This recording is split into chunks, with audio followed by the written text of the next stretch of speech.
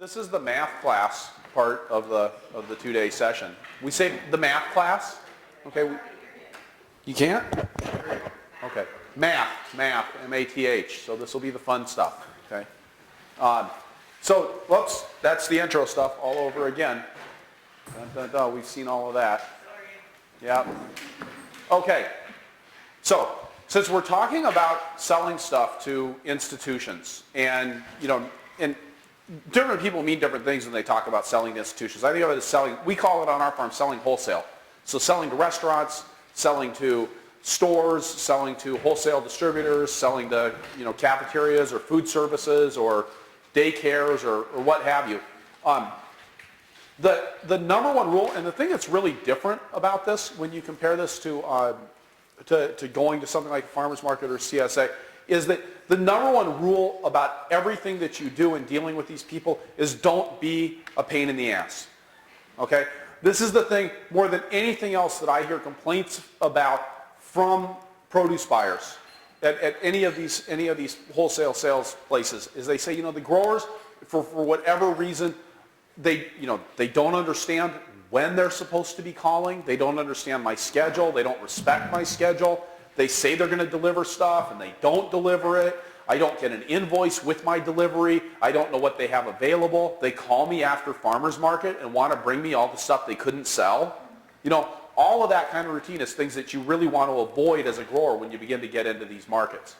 And when I talk about not being a pain in the ass or not being a PETA, okay, is that we want to have good quality product. We want to make sure that our products are priced right. Okay? Coming in way below the market or way above the market is very confusing to a buyer and throws a wrench in their whole works. This is I put this talk together a couple of years ago, actually, at the request of our local food co-op. They were trying to get their growers to understand the differences between selling at farmers market and selling to the stores. And so I asked the produce manager, I said, so what is it that you actually do on a day-to-day basis for a living? Because I'm like, Betsy, the produce manager, right? She takes some produce, she gets a couple orders, she talks to local growers, she puts stuff out on the stand. She starts listing off all of the things that she's responsible for as part of her job. And all of a sudden, and we always make a big deal out of this about farmers, right? My job's so hard, I got to do everything on the farm, I got to be a master of all trades. And it turns out that everybody's busy, okay? The person who's running that produce department, the buyer for that produce department, is busy. They've got a full day's worth of work, and they probably have, just like everybody else, more stuff on their plate than they can actually comfortably handle all of the time. And we need to remember that they have all of these different responsibilities that we don't see and that we're not interfacing with. It's all the stuff that happens behind the scenes, just like what we do on our farms.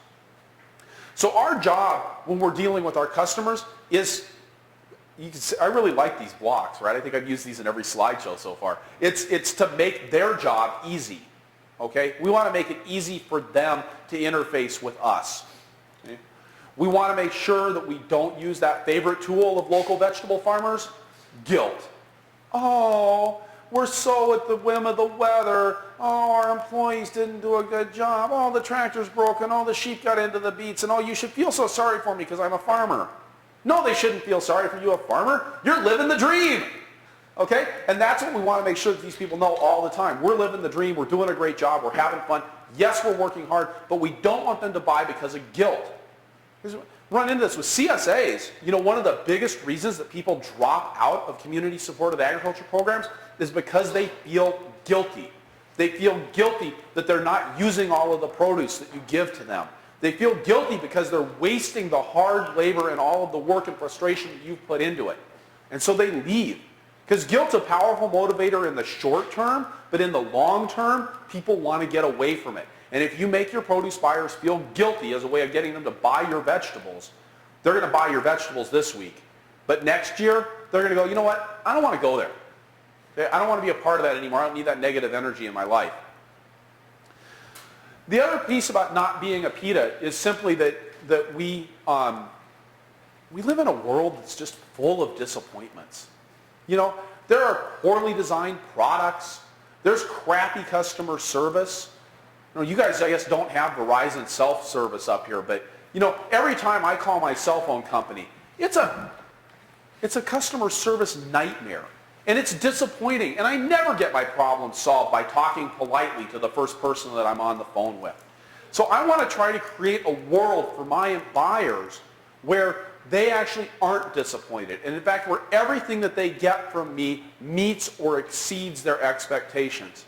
I've talked about the problems of shipping crappy product to my customers, of occasionally having some compost get in one of our herb clamshells.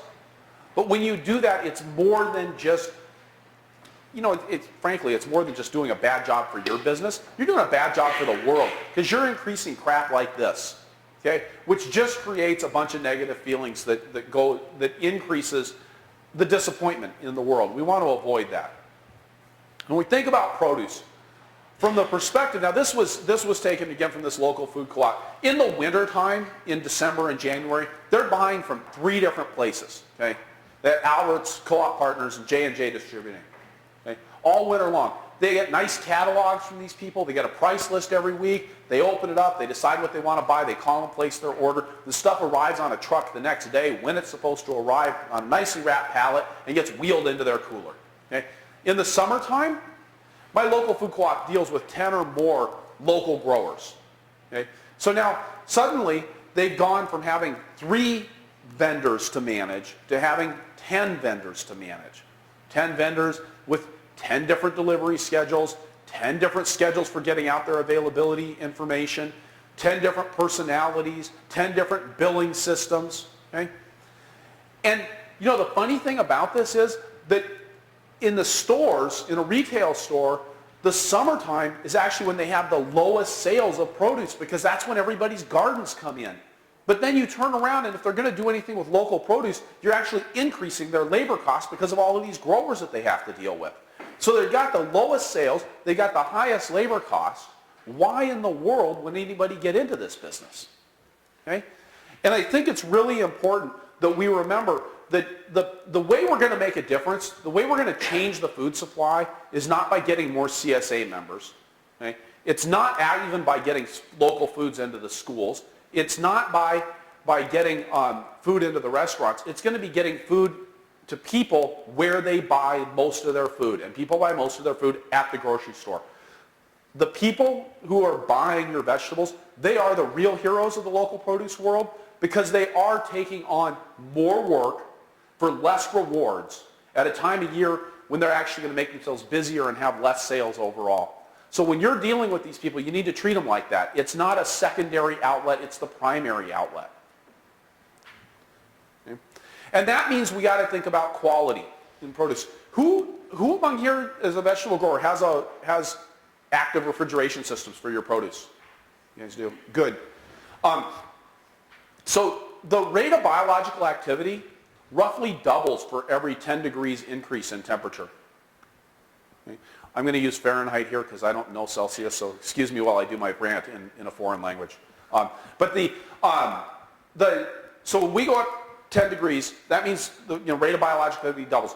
When you're doing vegetables, when you cut that vegetable or remove it from where it's growing, at that moment, it stops the process of living. Okay, right? The whole purpose of living is to reproduce, right? You're moving forward and you're reproducing. If you're a plant, right? We hope that we're all not just reproducing because otherwise I'm done. But they're moving towards reproduction. At the moment you cut them, they start dying. Okay? And your job is to, as a grower and as a post-harvest handler, is to extend that life of that produce for as long as possible. And so produce that has a core temperature of 45 degrees is going to last half as long as produce that has a core temperature of 35 degrees. Produce that's 55 degrees is going to last a quarter as long as produce that is harvested at 35 degrees. When we started farming, we went to a meeting of our local growers that our local foods co-op had held. And the buyer at the co-op said, I'm really confused because I buy this lettuce from California and it gets here and supposedly it's been all these days in transport. It's gone 2,000 miles to get to me, and yet it lasts in my cooler. The heads of lettuce that I buy from California last for 3 weeks. in my cooler. And I buy stuff from the local growers, and I put it in the cooler, and it's wilted and unsaleable in 5 days. Why is that? Post-harvest hen. It's because 2,000 miles fresher is a lie. Okay? Freshness has nothing to do with distance. It actually doesn't even have much to do with time. It has to do with the rate of biological activity times the time. Okay? Obviously, even if you have something at 32 degrees, it's a vegetable, it's not going to last forever. But you want to slow down that biological activity as much as possible so that you can extend the shelf life as far as possible. And that's the key indicator of quality. Now, we might think that quality doesn't matter so much if what you're doing is selling directly to the customer, that post-harvest handling isn't that important. But you know, if you're doing a CSA and you give somebody a bag of salad mix and that bag of salad mix only lasts 3 days and you're delivering CSA shares once a week, you're doing those people a disservice. Okay? And you're going to get dissatisfied customers because they need time to use the produce. Same with the once a week farmers market. Somebody comes to market on Saturday and buys salad greens. They want to eat salad greens on Friday. They're going to need salad greens that last that long. And not that are just edible in your kitchen, because I know that my standards for what I'll eat are a lot different than my mom's standards for what she'll eat. Okay? I'm willing to pick through a salad that I grew on my farm. My mom is not willing, and I'm not willing if I buy something at the grocery store, to pick through it for what I have to eat. It had better be in good condition. So, okay, there we go. So, cooling things down. That's just a picture of cooling things down. Okay. So, you know, again, remembering also that when we're selling to stores and to restaurants and wholesale distributors, even worse, we're lengthening the supply chain. So we're extending the time. If I go to farmer's market and I got product and I sell it to somebody, it's going home and going into their refrigerator. That's when the shelf life countdown starts for that customer. When you're selling something to a retail store, they're going to need to buy that stuff before they actually need it, because it's not okay for them to run out of parsley or cilantro or lettuce. So they're going to still have some old supply, which means what you bring them, if they're doing their job correctly, is going to sit in their cooler for 1 day, 2 days, 3 days, maybe longer. And then they're going to take it out and put it on the stand. And some of that stuff might sit on the stand at relatively high temperatures. These produce coolers don't keep things at 32 degrees. They're more like in the 50 to 55 degree neighborhood a lot of times. And so now you're putting it out in that environment, and it might have to sit there for a couple of days. And they don't take that stuff off the shelves and put it back in the walk-in cooler at night. Right? If they're really fancy, they pull a curtain over. A lot of them don't even do that. So now you've got this produce that has to last before it actually gets to the customer and goes home, because you're still selling it to the end customer. Even though you might be calling the produce buyer at the store to buy your product, this is the person you're selling it to, is the one that's going to put it in her basket and take it home. Go. Okay. So, whatever you do, don't ship compost. Substandard quality product can never go in a box that you're selling to at wholesale, to stores, restaurants, or distributors. You just can't do it. If it's not good, don't ship it. It's never going to get any better. It's not going to get better after it leaves your farm. And they don't have the same way of dealing with it. You take substandard produce to your farmer's market stand, if half the case of lettuce is so-so and half the case is great, you might be able to negotiate a lower price for the so-so stuff. You can sell the good stuff first and hold on to the crap and put that out on the stand at the end of the day. You can't do that at a retail store. And they don't have the room or the facilities to handle your waste. So don't ship them stuff that's not fully up to standard quality. Part of that then comes down to getting stuff harvesting at the right stage. Okay? Now there are different stages for different markets. If you're wholesaling tomatoes, a lot of buyers actually want to buy tomatoes that aren't fully ripe, because they want to ripen them in the store and get them out on the shelf. So maybe you're not going to sell the same bright red tomato that you sell at farmer's market. You might need to sell something that's a couple days off of being a bright red tomato. But making sure things like winter squash, not picking, I'm big on the whole ripe winter squash thing, but there's a good reason for that too. It stores longer and better. So when it gets to the store, it's going to last longer and better. And I want to be getting, again, top-notch quality in there. If I want to increase the local food supply, my food needs to be better than what you can get from California or Arizona. Okay? The humidity is also another important consideration. Not so much on the delivery end of things, but when you're storing things, making sure that you've got it at the right humidity. It doesn't do any good to ship stuff that's already wilted because it's been kept in too dry of an environment. So now, you can get lots of good information about, and this isn't a post-harvest handling talk, but you can get a lot of good information about proper vegetable storage and handling out of Knott's Vegetable Growers Handbook. Okay? If you don't have that, you should get a copy of it. Okay. If you can find a way to refrigerate your transportation, that's huge. Okay? I'm guessing just because of the scale of the vegetable operations, I'm assuming that people probably don't have refrigerated transportation here. And it may not be such a big deal for you guys because you're close into your markets. Now for me, I've got a 3-hour run to get to my major market. I can get stuff to the cities in good condition without active refrigeration, but when it takes me another 4 hours to drive through the cities and do my delivery route, I can't do that. Okay, by the time I'm done, I've got cooked produce in my van. Now the interesting thing about this, you can make improvements without making big investments if you can insulate your vehicle. Okay? So the first thing to do to insulate, of course it's not insulating the vehicle, you want to insulate the produce, right? The first thing you can do to make, most of the heat that your vehicle gains in the summertime is actually re-radiating off of the black pavement. It's not being absorbed from up above, it's being absorbed from down below. Because that concrete gets so darn hot. The pavement gets so hot. So if you could put stuff in your vehicle up on a pallet, okay, creating an air gap between your boxes and the floor of your vehicle, that's going to provide an insulating layer right there. And if you're going to insulate anything in your vehicle, insulate the floor. Okay? Throw down a 1 or 2 inch sheet of styrofoam down there and put the pallets on top of that. And now you've really created a good barrier that's going to buy you hours and hours of extra time. Because if you're going to get into doing deliveries to multiple restaurants, multiple stores, my rule of thumb has always been a half an hour per stop.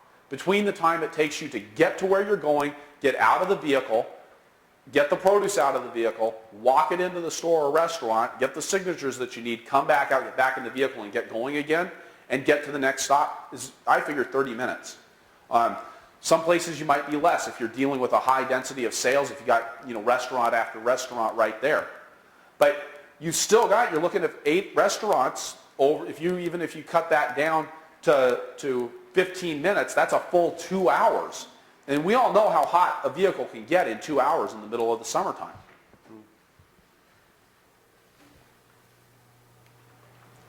I wish that was working better.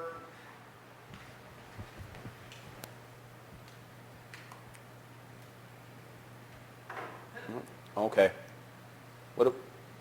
Wait, that wasn't fair. Did I hit the home button? Oh, that was the home button. Sorry.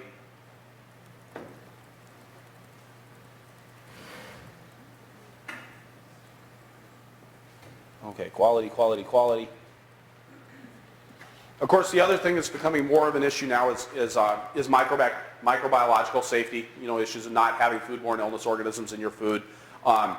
That's another talk, and I understand you guys actually, do you guys have some programming coming up about food safety, Riley? We're going to get that eventually. Okay, so the biggest and most important step that you could take on your farms for food safety is hand washing, and doing proper hand washing with soap and water, okay, and single-use towels afterwards. You can read my article about hand washing in the next Growing for Market magazine. So I won't go spend a lot of time on that. But talking about marketing, one of the most important things for marketing, I'm going to say the 2 most important things for marketing, letting them know what you've got and letting them know what they've bought. Okay? So I want to tell people what I've got available, and I want to make sure that once I've got it to them, they know what I've sold them. Okay? So, wholesale labeling. Nothing leaves my farm without my farm logo on it, without my address, where it's from. Meaning you guys want to be hitting on this, especially here where your stuff is. My stuff's going to Minneapolis. Decorah, Iowa is a long ways away from Minneapolis. But you guys want to be emphasizing to your buyers And to the other people that maybe didn't buy the produce from you, but are in the cooler, getting stuff out of there, I mean, not the produce buyer, but the produce workers, realizing, oh yeah, this stuff is from here, okay? And reinforcing that. So addresses, phone numbers so that people can contact me is really important. I'm a big fan of organic certification. Now, part of that's just a bias because of the places that I've worked and lived over the last 25 years. But I think that it is something to consider pursuing because it's a stamp of legitimacy. If you're growing organically, I'd love to see you getting certified organic, if it makes sense. It is a marketing tool. Okay? It's certainly not what you do in the field makes you an organic farmer. You know, it's what you do with the paperwork and the applications and stuff that makes you a certified organic farmer. And the reason to make that leap is for marketing reasons, and it's got to pay off for that. But I think it could be a valuable stamp of legitimacy and a way of saying, I'm here as a real business. Okay? I'm not just a fly-by-night. I'm not going to be gone in 5 years. We're here, and we're here to stay. Because that's an important assurance to your buyers that you're going to be around for a long time. They don't want to work to develop a relationship with you if you're just going to turn around and disappear. Okay? And then we make sure that we've got what the product is on the label, the quantity that's in there on the label, and then we put the lot code on there as well. All right? Again, the lot code could be a fancy lot code like Rock Spring Farm uses. It could just be a harvest or a pack date. Anything that's identifying that product so that if there is some sort of a problem, you can figure out when and where that product came from. Okay?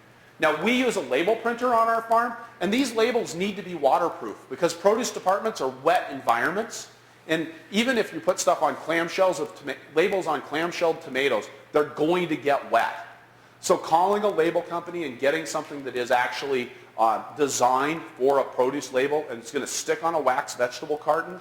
And then we print this on because we have a label printer because of our herb business. It's not absolutely necessary to spend the money to get a thermal transfer label printer to be able to do all of that. You can certainly handwrite it. A Sharpie works just as well. Just don't write like I write. Write neatly. Okay? Well, we had a good stretch there.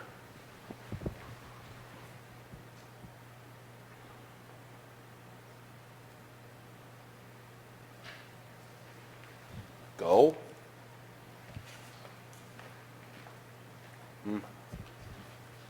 Here we go. So we like to have, all you have to do is walk up there, Riley, and it's like magic. Okay. Now we do a lot of labeled products on our farm. This could be a nice way to build a brand. We actually started our farm doing salad mix and spinach, in part because we were able to label bags of salad mix and spinach with our farm name, both at farmers market and in the stores, and build name brand recognition. You want people to know that they're buying stuff from your farm when they're buying it from your farm. And labels in the store or signs over your produce have some effect, but actually having something that people take home is a much bigger deal. Now, we've also used UPC symbols on our products when we're doing packaged goods. It's not inexpensive to do, but at the volume and with the game and with the packages that we're using, our buyers actually expect to have each product have its individual UPC label. That's how they're tracking their inventory. Now, usually that's not a concern if you're doing something like bunched greens, but if you're doing packaged products, it's certainly something to consider. Now, we started off with all of our labels for our herbs being blue, but then at one point we walked into a store and we saw this whole wall of blue labels, and it just wasn't that attractive. So we went to using multicolored labels. So we have 6 different colors that we use now for packaging our herb line. The twist ties, Brandon was asking me why I use twist ties. You know, he's a rubber band guy. I think part of that is just vegetable growers. You're either a rubber band guy or you're a twist tie guy. But I use twist ties because I've always used twist ties, but I also use them because it's got my name on it and my logo on it. And I've actually gotten phone calls from people who got produce with my twist tie, not to complain about it, but to tell me how great it was. That's a nice call to get at 8:30 at night in the middle of the summer. Somebody calling and saying, that was the best. The funny thing was it was about parsley. It was like the best parsley that this person had ever eaten. I'm like, how do you get excited about parsley? Okay, but whatever floats your boat.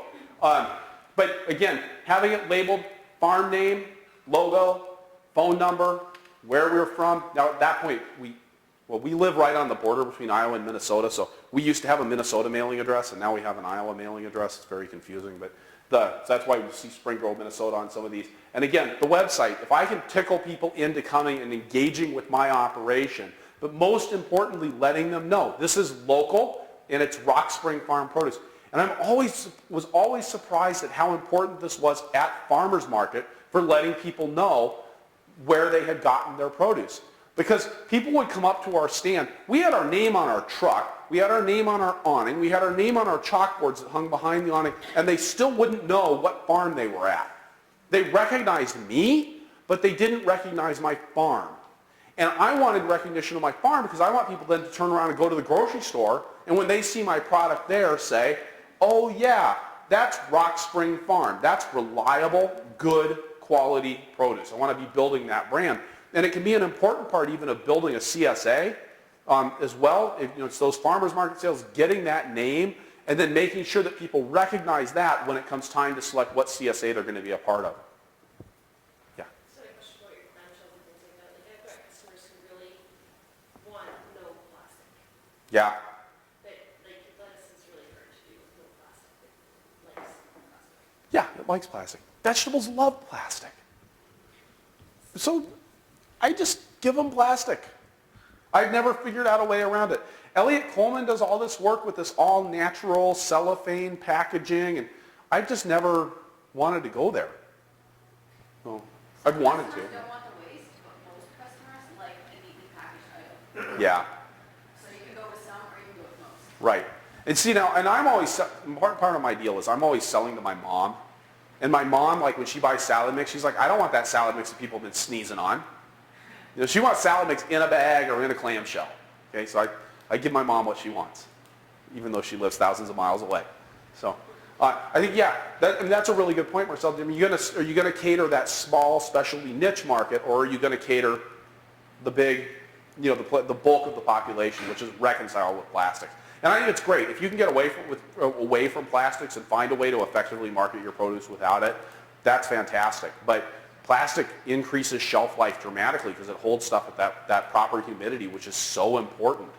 Because all the vegetables doing, right, they're just pumping out water. That's what drives its respiration, is water flowing through. So, now the twist ties, we used to have generic twist ties, and we looked into the customized twist ties. We actually found out the customized twist ties were cheaper than the generic ones that we were buying. And we had to buy them 50,000 at a time. And the setup cost there was some money involved in that. But 50,000 twist ties, they don't go bad. They're not vegetables. Yeah, well that sucked. Okay, right. So we're gonna hope that you guys don't suddenly, in Thunder Bay end up with a Minnesota mailing address, okay? I think you. Almost everybody has changed their address in the last year. Okay, so now you're through. Buy the twist ties now, okay? It's true. Where do you buy them from? Bedford Industries. Talk to Carol Tweet. Tell her I sent you. No, I never get a discount out of her, but I just like her to know.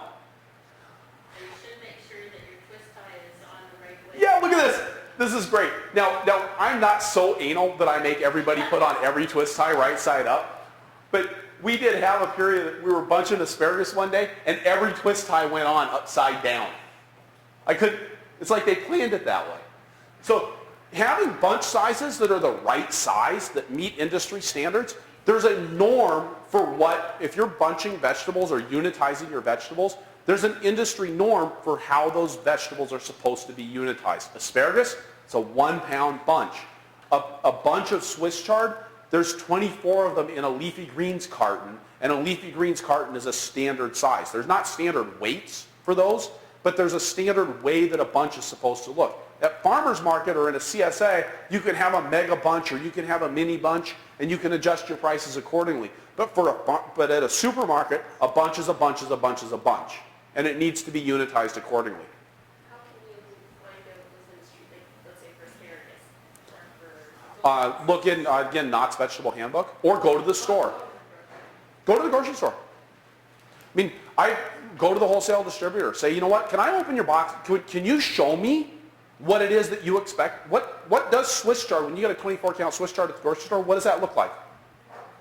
They're going to show you, especially if you go in the wintertime.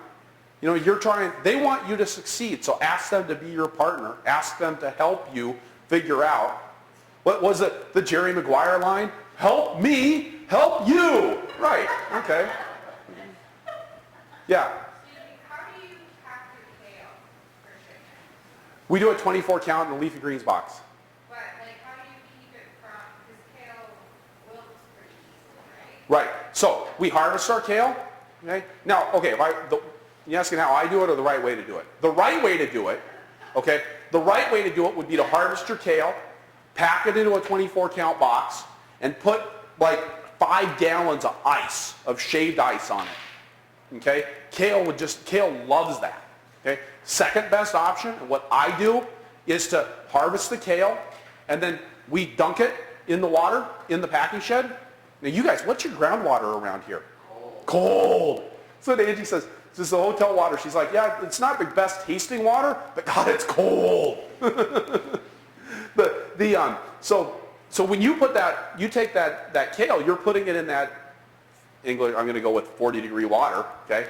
40 degrees Fahrenheit, not 40 degrees Celsius, okay? 40 degree water, and now you're shocking it with nice cold water. You're getting it's sucking the heat out of it, so it's slowing it down right there, and then you take it out nice and wet, and you put it in that box, and then it's going to start, you put it in your walk-in cooler, and then that water is going to start evaporating off of it, and as water evaporates, it actually it absorbs energy, it absorbs heat energy from the plant, because it takes heat for water to be able to evaporate. And a refrigerator is just a big, giant evaporator. It's a big, huge dehydrator, just sucking the water out of stuff. So it's going to pull the water right off of those leaves, causing it to suck the heat right out of that kale. And that would be the best thing to do. You don't have rock problems from the water standing? No, not with something like kale. Now you do that with, don't do that with your salad mix. But kale's sturdy enough, you know. And even with ice, you end up with that moisture. But if you keep that temperature cold enough, that's also going to help with those rot issues, right? So, now here's kind of a funny thing with asparagus, okay? I can tell this is actually farmer's market asparagus here, and I can tell that this is farmer's market asparagus because of the ends on the asparagus. You couldn't send asparagus to a store with crooked ends and have them be happy with it. They need to be cut square.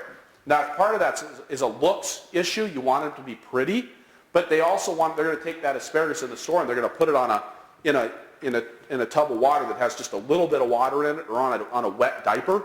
The produce industry calls them diapers, which I think is really poor marketing, but that's what they do. And put it on the diaper, and they want that entire stem to be in contact with the diaper.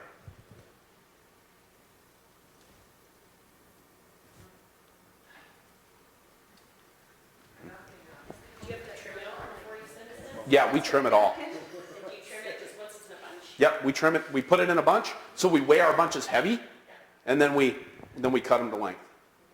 We actually use a bread knife for that. Again, even crops like broccoli, you know, the industry standard with broccoli is that you've got 2 or 3 heads of broccoli in a bunch, not one big head of broccoli.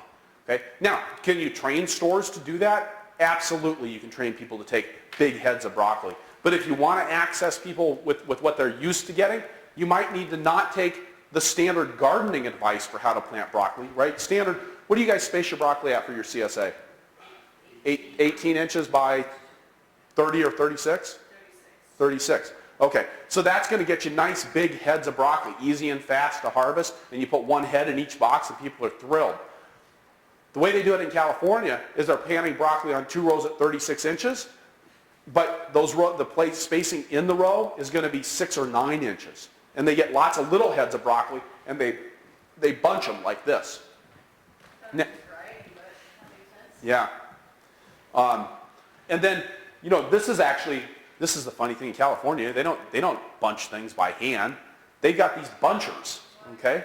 You ever notice how everything from California comes with those nice trimmed butts? It's not because somebody's sitting out there with a knife chopping them off. It's because they've got these. So this is pneumatic, so it's air powered, and it's a buncher, and you grab the broccoli, you bundle it together, you put it in there, and it's got a rubber band, and it snaps the rubber band onto the bunch, and blades come across and chop off the bottom of the broccoli to the right length, and you pull it out, and you've got a bunch of broccoli. Yeah, my special root trimmer for the leeks is my Johnny's Brown harvest knife. Yeah, I'm sure there is like a mechanical root trimmer. Yeah, but that's why you remember that knife sharpener that I showed you? You just carry one of those, you do a few bunches and sharpen it up. Yeah, blisters. There you go. Well, see, and I'm sure there's a way, right? I mean, part of this is, you mentioned that, a meat slicer. Something like that might actually be the kind of solution that you need.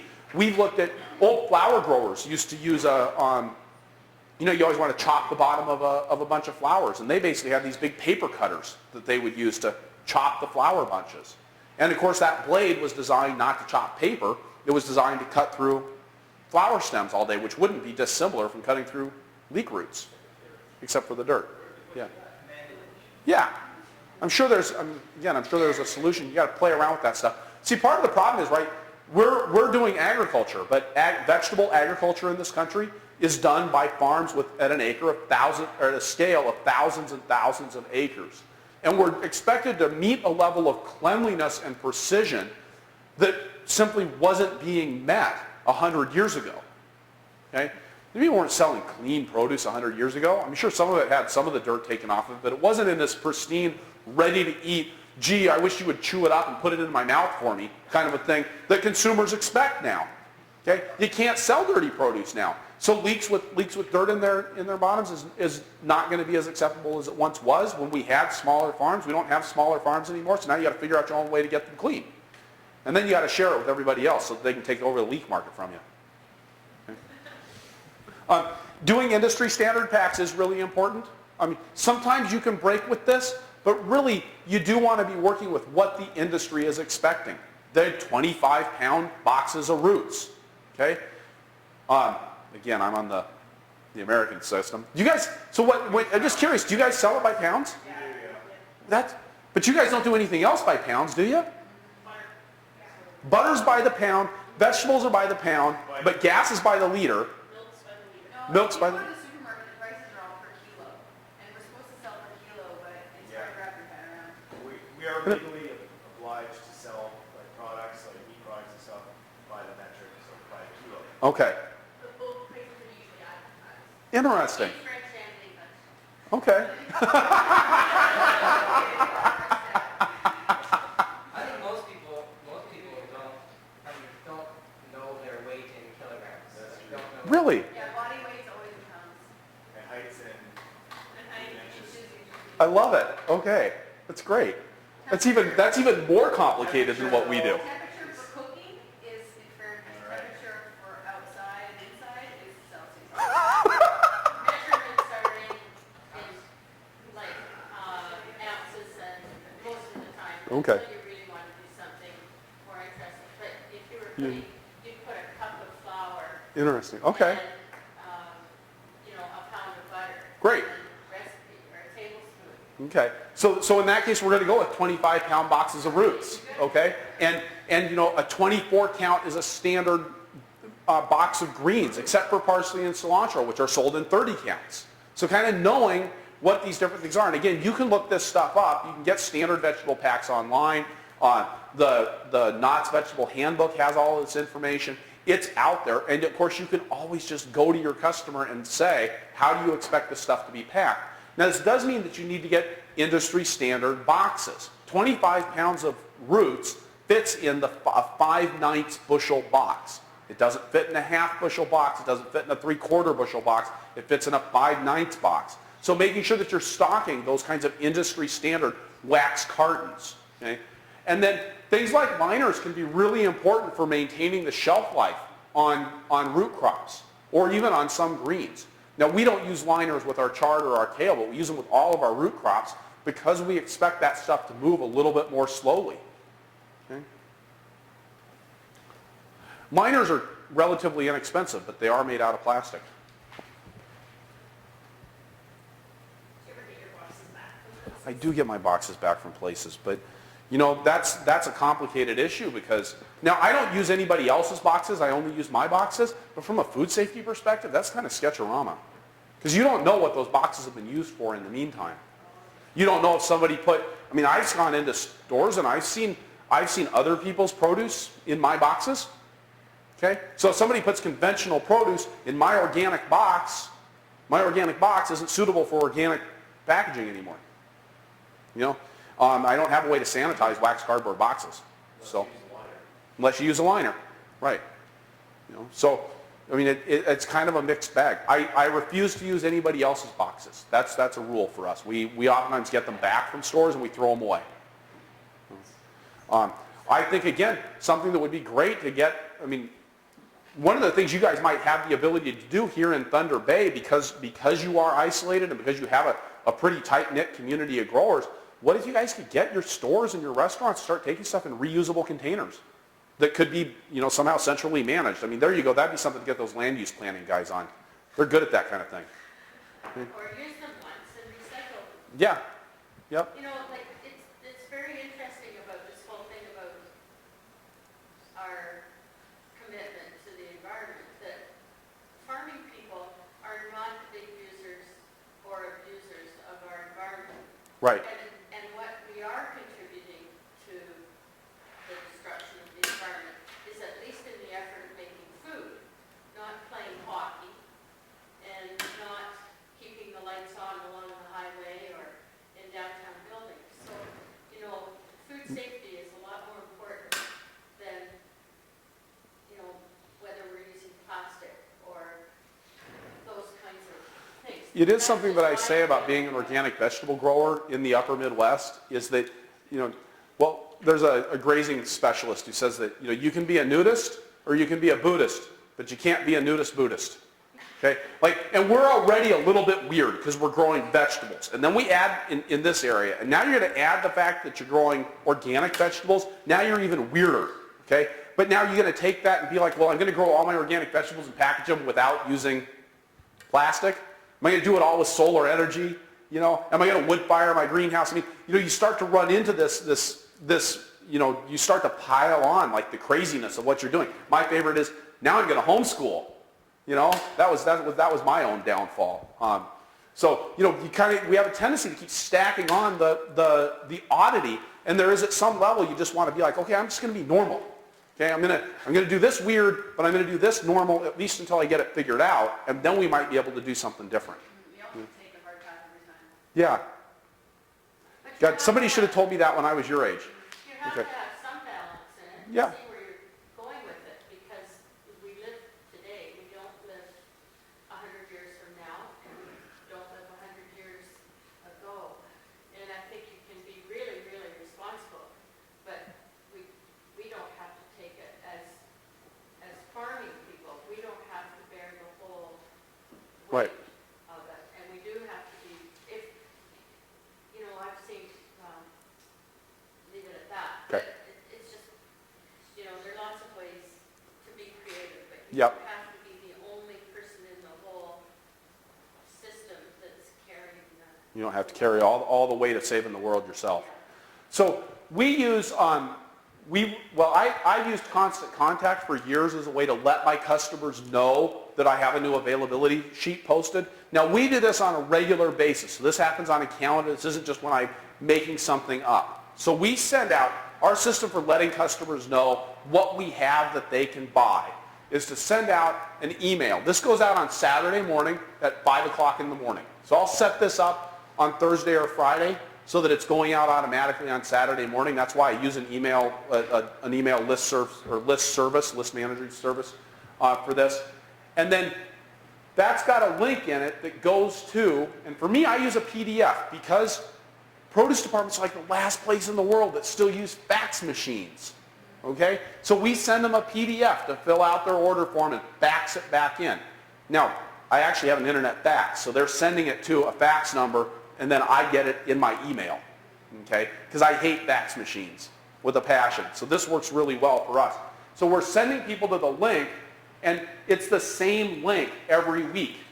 Okay? It's just rsfarm.com/wholesalesheet.pdf. So they can also bookmark that, and that way they can find my produce, or they can find my availability list whenever they want. They don't necessarily have to wait for me to update it or to send them a notice that I've got it updated. And this has things on it like, okay, for delivery on what days, and a reminder about when you need to place your orders for deliveries and what day the deliveries are going to be. All of my contact information, the products that we're offering, how it's packed, and what the price is. Okay? Those are all really critical pieces of information. And you never just put out there, hey, I've got beets. You want to tell them, I got 25 pounds of beets and I've got it, it's available for $31.25. Okay? We also do, now we did this when we had a CSA, we put out a weekly newsletter. We actually were putting out this weekly newsletter all year round. And it would get mailed to, we had 1,000 people on the mailing list. But we did our CSA newsletter, also went to our wholesale customers because it was about what was going on the farm. And I wanted them to know and feel engaged. Because part of what you're selling is a connection. And the buyers love to feel that connection to the farm. That is part of why they're buying from you. Okay? They're looking for that connection. So having that newsletter was an important part of that for us. After people buy your product, give them an invoice. Okay? They really do, they need this, and you want to provide this at the time that you deliver it. Okay? And so the invoice, we're always clear about what billing address, shipping address. A lot of times that can be different, especially if you're dealing with a store that has 2 or more branches. Okay? Restaurants oftentimes are owned by a holding company that has a couple of different restaurants with a couple of different names, so make sure you know who your billing address is, and a unique identifying invoice number, the terms of payment. For us, most of our payment is set up on net 10. I have a few customers that I have on net 15 or net 30. Net 10 is the industry standard in my area. Ship dates, when the invoice is due. For us, we keep track of how they're getting the product, who it's coming by, because we use a variety of different shipment methods. And then again, the products, the quantities, the prices, the amounts, and the bingo part is the total down at the bottom. Okay. I really like using QuickBooks for invoicing. I think an accounting system invoice makes it look nice. Again, it looks professional and it looks like you're here to stay. Yeah. When you do your, do you use Google Docs for all of that, the things you're talking about? Just I don't, for the website and stuff. what was, no, for contacting your customers, are you just using it, simply using? I use Constant Contact, which is an email marketing service. It's designed for doing email newsletters for big corporations. We're now, you can use MailChimp. MailChimp. MailChimp's free up to 2,000 people, right? I'm actually transitioning everything over to that now. Facebook is really good too. What's that? Facebook works very good as well. Okay, so you have people, like you have your wholesale customers have friended you on Facebook? I'm not so much for wholesale, but just for customer base. Keeping in track. If I have a daughter who does updates on our Facebook. Great. I know a lot of farms that have made a lot of good progress with that. You know, it's a way to get yourself out there. How to use Facebook? MailChimp? MailChimp's not hard to learn how to use. Are you guys using it? Constant Contact is hard to use. Yeah, they're both I easy. just sent out my first one with that. You can take little tutorials and then use it too. It's really like online tutorials. Yeah. And it's worth it. What I love about Constant Contact and MailChimp is that I can set things up to send at a later date. Because if I want my email to end up at the top of the produce buyer's inbox at the time that they're checking their email, it needs to be in there at 5 o'clock in the morning, because they get in at 6 and they're going to open up their email, because that's what everybody does when they get to work. They go and they open their email. Okay? And I want my email to be on top of their list, because most people don't know how to manage their inboxes, and if you aren't at the top 12, you might get ignored entirely. They might not even know they got something from you. When you make a mistake, and you will occasionally ship compost or miscount the number of boxes, this is the sign language for I'm sorry. Okay? So we apologize profusely, and we always give people their money back. Okay? If you complain, if there's a problem with my product, you get a refund. I've had a packing shed manager one time that started arguing with customers about whether they were going to get their money back and whose fault it was. And it was a disaster in dealing with some of the more difficult customers, because they simply started cutting their orders back and back and back. One of the money back guarantee is the best thing you can do from a marketing perspective. It builds faith for people. Now, I don't want to have to refund money. And we actually keep a log in our packing shed of all of the money that we've refunded. What was the complaint? What was the problem? Why did it happen? How much did it cost us? Okay? But that's for us. For the customer, all they see is a credit memo. And I generate that out of QuickBooks as well. So it fits right into the accounting system. They get a credit memo that says, you know what, on your next invoice, just drop the price of that case of beets that you didn't get. I'm really sorry. What can I do to make it up for you? Okay. Now this comes the fun part. We're going to talk about pricing.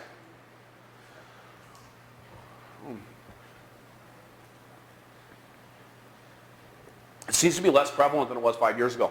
But a lot of people think that local food should be less expensive than California production. You know, shipping is really cheap. Gas is really inexpensive. And produce that's grown in the desert is highly subsidized. Okay? We pay tons of money to California for all of the water that they suck out of the eastern side of the Sierras and dump over into the western side of the Sierras for the vegetable growers. Are you guys getting produce out of California? Mexico? Yeah, thank you NAFTA, right? Okay, yeah. Okay. So we make it really cheap. The other thing these people have, look at this carrot harvester, right? There you go. That's all the carrots, Brendan, that you guys are going to sell at farmer's market in a week, and he just picked them in 30 seconds. Okay? They're going along that 6-row carrot harvester. You know how many days a year they use that thing? 365. Yeah. They start, that carrot harvester starts its year in El Centro, down on the Mexican border, okay, where it's cool enough to grow carrots in January. They're harvesting carrots with that thing in January, and as it gets too hot in El Centro, they just start moving north. And they go right up the Central Valley with that carrot harvester. They're using it every single day. The guy who drives the carrot harvester, you know how many jobs he has? One. He drives the carrot harvester, and he's really darn good at it. Okay? The mechanic crew that's there to fix that carrot harvester, they know that thing inside and out. And yes, that probably cost them $3 or $4 million, but they're getting that back in their first year. Okay? So these independent companies that No. have these services, how does it work? No, Grimway Farms grows 60% of the carrots that are consumed in the United States of America. They own farms in all the different places. Yeah. Or they're leasing land from people. Yeah. But they're moving this equipment around, and it's just like the grain harvest, right? The combines start in the harvest season down in Texas, and they follow the wheat harvest north, and then they turn around and they go back down south again. And it's the same idea. And they're getting these incredible efficiencies of production because they're using their equipment day in and day out on acre after acre after acre. You think they stop that thing at night? How many of you farm all night long?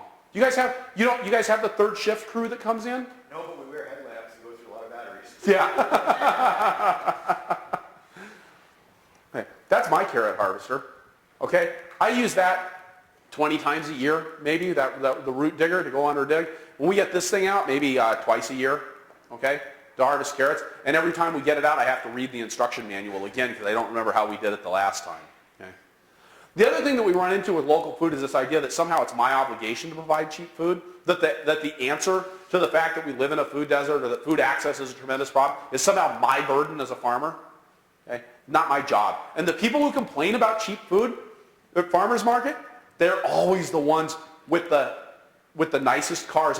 The people that whine the most are the people with the most money. And they're the ones that will be the biggest cheapskates. People that work hard for what they've got are going to be the same people that come and appreciate the fact that you work hard for what you're giving them.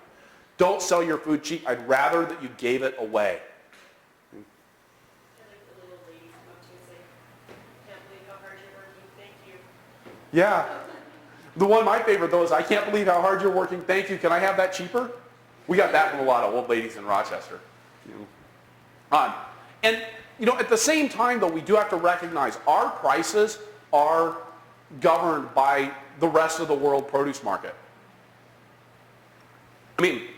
There are some crops where we can get exorbitant prices for what we've got because we produce it locally, but by and large, what I sell radicchio for is tied to what California is selling radicchio for. Okay? The carrot price is tied to what California carrots are selling for at the retail market. I can't get a whole heck of a lot more than that. I can get some, but I can't get a whole lot more. We have to recognize that is a balancing act, and it might be something that goes into choosing what you grow. We got out of the head lettuce market because we couldn't get enough money for head lettuce. It simply wasn't, it was profitable, but it wasn't what we wanted, and it wasn't worth the kind of effort that we were putting into it because that market was so heavily tied to the California market. And this is something, I think, when you start talking about dealing with institutions or buyers like Cisco and Aramark and Sodexo, their prices and what they're going to be looking at is bottom line stuff. So they're going to be looking at how do I get the cheapest possible bagged or fresh washed baby spinach that I don't have to do any additional handling to at all. Dump it out of the bag into a bowl and it's ready to go. And they're buying that stuff for 49 cents a pound. Those companies have in the US too, the same company? Oh yeah. And they're just as bad there. They don't want to pay you. So again, part of this is, I mean, when you're scaling up, when you're looking at these marketplaces, don't just look at the volume that's available and the total dollars of produce that they want to buy. You have to sit down and look at what are the prices that they're willing to pay for this stuff, because they won't pay you for it. It's not worth growing it. Okay? Sales without profit is just work. Okay? And it's not worth it. Now, at farmers market, and to a certain degree in the wholesale marketplace, Black Spring Farm always had this philosophy of we will not be oversold. Okay? I see anybody who's got a higher price than what I'm selling my produce for, and I will raise my price to meet theirs, and I'll add 25 cents. Okay? And I actually used to be really nasty. I didn't make a lot of friends at farmers market because I'd walk around and I'd complain about how low people's prices were. I'd be like, why are you selling your potatoes for 80 cents a pound? I'm getting $2 at my stand. What's wrong with your potatoes? I made a lot of people mad, but I also got a lot of prices raised up there. Okay? Don't undersell yourself. Okay? And don't let other people undersell you. You know, let them know. I mean, if you got people undercutting you, call them out on it. You can do it in a nicer way than I did. But, you know, hey, you know, are you really, what's your cost of production on those potatoes? Are you really hitting 80 cents a pound? Really? You know, what do you think? I mean, I'm selling mine for $2. Don't you think you could get a little bit more? And then you explain to them about how the pricing works. Hey, you know, you add 20 cents, that's pure profit. Okay? Then you're probably going to sell just as many spuds because, you know, Walmart's selling them for $1.29. You know? So, we want to know that we're making money. Okay, why? Okay, so we're going to talk about doing some enterprise analysis and some ways to actually look at how to price your produce. Okay? And you want good ways, you want a way to price your produce because you want to know that you're making money. You want to know what you should be pushing. There's nothing worse than working hard to sell something that you turn around and find out that you were losing money on the whole time. And you were actually selling more of it, so every time that you sold another one, you lost another 10 cents. Okay? And knowing where you want to raise your prices and where you might want to discontinue your products. Okay? Knowing the total value of your CSA share. I work with a farm that last year was selling their CSA shares for $640 for a 24-week share. They gave away $1,200 worth of produce. Good deal for the eater. Right. They don't know. You're getting too much, and a lot of that's getting thrown away. Yeah, but you've also got the issue that they're working a lot harder to put that product out than they need to be because they're not charging what they should be because they're not getting the value. And if they were looking at the cost of production and where that fits into their whole operation, they would see that they're selling wholesale product, or they're selling retail products for wholesale prices, which never makes sense. Sorry, I've been reading a biography of Winston Churchill lately, so I've been thinking the whole keep calm motif. So this comes down to doing the math.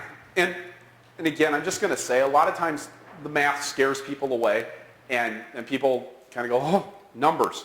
But this really is pretty simple, and I'm going to try to talk about it in a way that makes sense even to non-math people. So let's talk about just some pricing rules of thumb.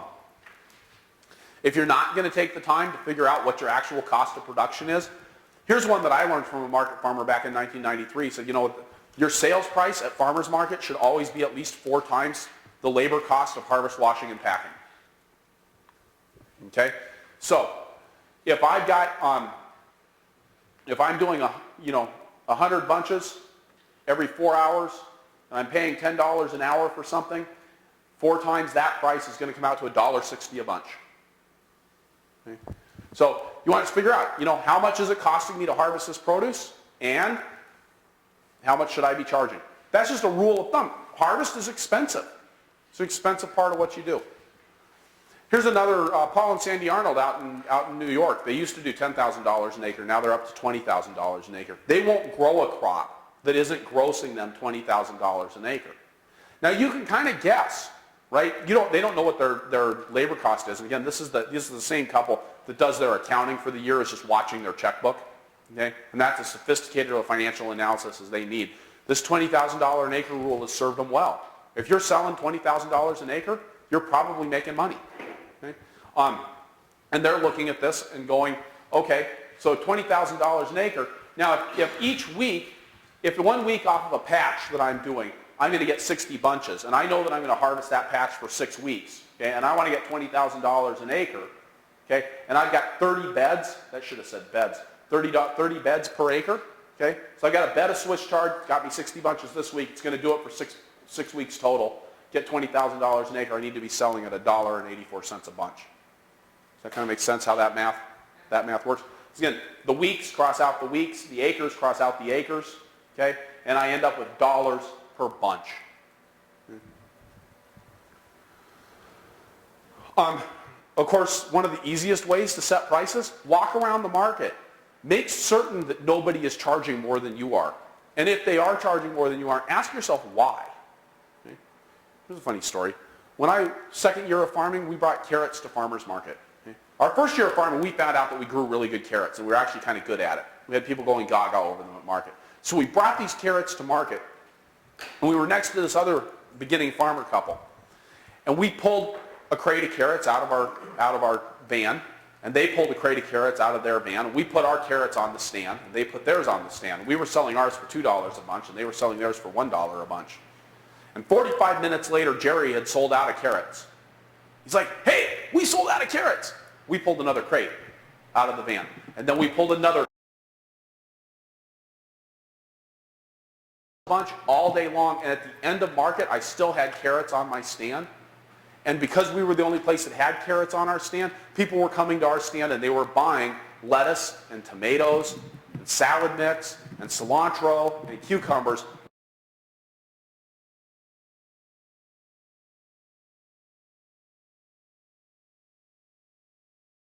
Yeah, applaud louder. Okay?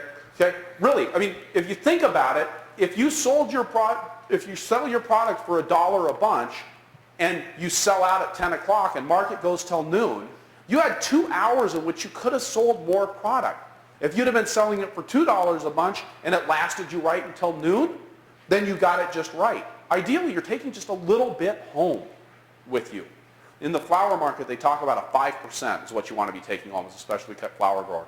5% of your product left over, and just simply discard it at the end of the day, or give it to the food bank. Last year, there was a labor shortage in Michigan with the asparagus, and I called my buyer that buys all my asparagus up in the Twin Cities, and I said, hey, Dean, how much are you guys getting for asparagus this year? I did this before I told him how much I was charging for mine, and he told me it was 15% more than what we had gotten the last year because of this labor shortage in Michigan. The market had actually moved the price up above what I was used to charging, which was already really high for local asparagus.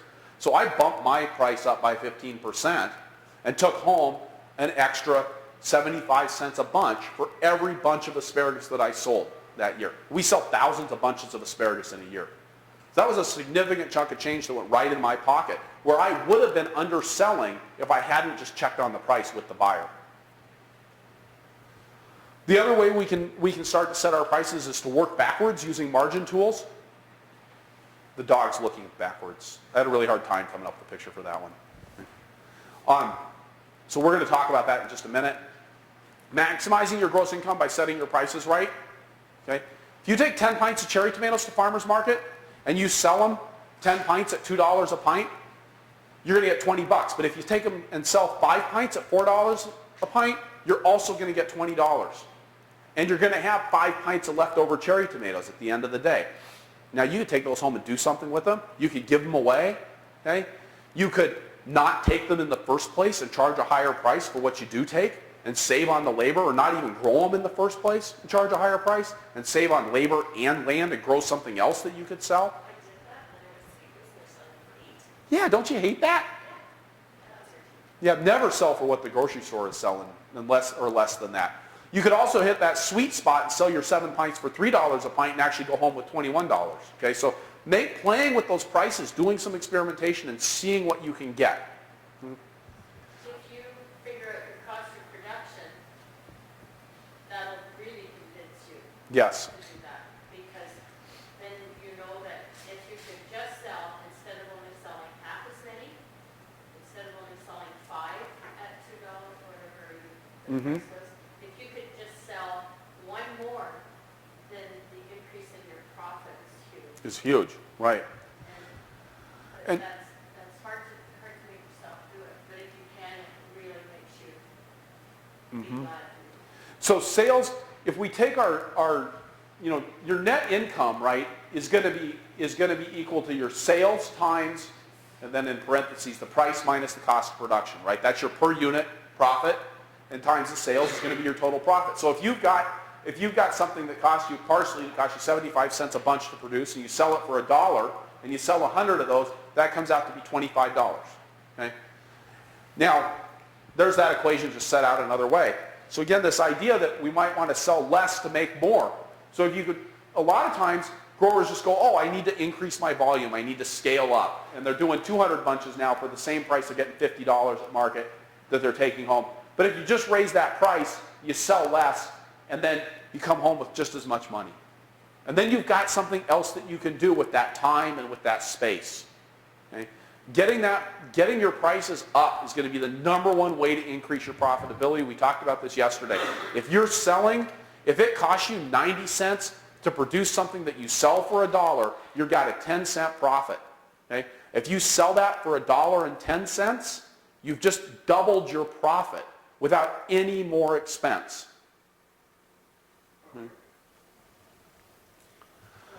Yeah. Let's say you were selling spinach Okay. to a restaurant, and you cut your spinach, and you're going to find something crappy happened to your spinach that's covered in moths or something. Right. Butterfly or something. Would you buy spinach from somewhere else by the restaurant still, or would you just not say, sorry, we're not going to be able to supply you this week down in Francisco? It really depends on what your agreement and what their expectation is. Now, part of what's going to happen with the new Food Safety Modernization Act in the United States is that if I buy produce from somebody else and then resell it, now I'm a handler, and I have to be in an entirely different licensing scheme. So I wouldn't touch that with a 10-foot pole. I don't know what you guys are running into up here for food safety legislation. Not a lot. It's probably coming down the pike. Okay? If the buyer was expecting me to do that for them, if they were if they were used to the idea that I was buying produce in from other people to supplement my own, then I might do that. But if they weren't, I wouldn't buy it. I certainly wouldn't peddle it as my own. Okay? What I'd be more inclined to do is to say, you know what, I don't have spinach this week, but I happen to know that Brendan has spinach this week. You know, can we set up a delivery? Would you like me to deliver Brendan's produce to you? You know, especially if it's somebody that was a really important account, I might try to do something like that. I always hate to send people to Cisco, but sometimes sending them to Cisco can be okay because they realize just what kind of crap they're getting from those guys. You know, they can get kind of spoiled getting good stuff from you. So margin pricing, right? When you talk to produce buyers, they talk about margins. Okay? We usually think of a markup, but they'll talk about it in terms of margins. And the margins on a product is the percentage of the product of the price. Okay, so this whole circle represents the price. This part is the margin. This is how much they paid for it. And retail food co-ops in my area generally have a 42% margin. So if I sell them something for 58 cents, they're going to charge $1 for it. Okay. Here's some formulas for calculating margins. All right. So the cost, that's what the buyer pays you, okay, divided by 1 minus the margin percentage. That's going to equal the sales price. Okay? So if they've got a 42% margin, right, it's going to be, they buy it from you for $1.16 a unit, they're going to charge $2 for it. Now you can also back into this, okay, as doing the math backwards to figure out what, if you go into a store, what are they actually paying for their produce? Okay. Now the actual margin for produce is usually quite a bit lower than that. Okay? Something like 35% is the industry standard in natural food source. Okay? That's because they've got shrink. They buy produce, produce goes bad, produce gets trimmed, they have problems with their stock rotation, the demand changes, and they have a certain amount that they're simply throwing out. Distributors, wholesale distributors in our area are usually working on a 23% margin. Okay? Considerably lower than what a retail food store is doing. But this is why if you sell to a wholesale distributor, you're going to get a lower price than what you get if you're going to sell to a retail food store. And if you sell to a retail food store, you're going to get a lower price than what they're going to get at farmers market. Okay? Margins are usually adjusted for highly perishable products like fresh herbs or special orders. Stores need a margin, warehouses need a margin, because they have to cover their losses. Product goes bad, product doesn't sell. Okay? They've got to cover their direct expenses related to selling produce, things like bags, okay? Labor for keeping the produce wet, for putting it out, all of the other supplies that go along with making a produce department work. And then they've also, of course, got to cover their overhead expenses. All of that gets covered by that margin. Okay? So that's why stores need a retail margin. It's also why you need a retail margin. If you're selling at farmers market, you need to be charging significantly higher prices there than what you're charging to your wholesale customers. Otherwise, you're cheating your wholesale customers and you're cheating yourself. Would you mind sharing what your margins are? You said you guys are selling at retail for... We're selling our tomatoes wholesale or retail to stores for $1.89, depending on what the potatoes are. Okay. And we're wholesaling it for $2.50. Okay. So $1.89 and $3.50. 40%, Yep. depending on what the product is. Yeah. So that's a pretty, again, that's a pretty wide differential, but it makes sense. Think about the amount of work that goes into selling one tomato at farmers market. You got to go to market. You got to set up. You got to make each one of those sales as you sitting there talking to somebody, getting that tomato into their hands and taking their money and accounting for it. You sell it to wholesale. Maybe you're dropping off 5 cases of tomatoes. You're going in, you're getting $100, and you're just dropping it off one fell swoop. That's a lot less expensive. And especially if you're pre-selling your product, like your kale, I'll bet you don't harvest kale for stores that you don't know that you're already selling, right? They call and order it. You don't even assume the cost of there's no risk involved. There's a risk of growing it, but once they've ordered it, there's no risk for you of harvesting it. If you harvest that same kale and go to farmer's market and it rains, you're taking the kale home and feeding it to the chickens. We also charge extra for extra packaging. That's good. If we sell to a store that wants a 1-ounce package, we charge them extra for the 1-ounce package that we do for a 4-ounce bag. Great. I love to hear that. So getting more money when you're packaging stuff up, that packaging takes time and energy. We're going to go into some of how to figure out do some calculations on cost of production in just a moment.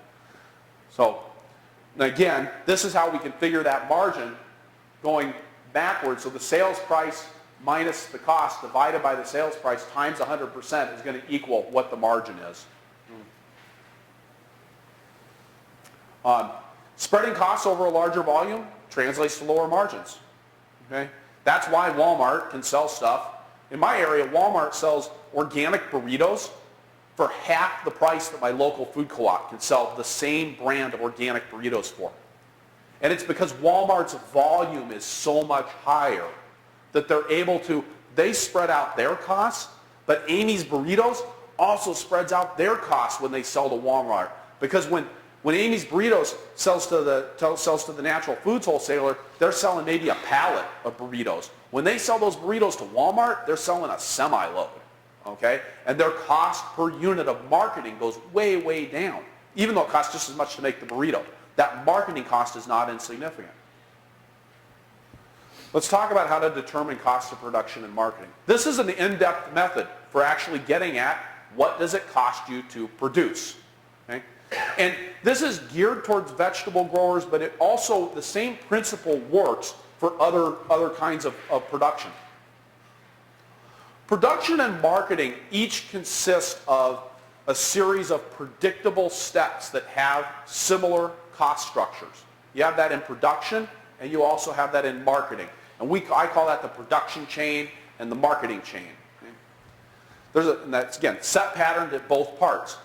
Now, with production, let's just pretend we're talking about field production here.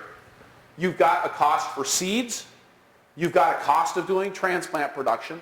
Producing all transplants has relatively similar costs.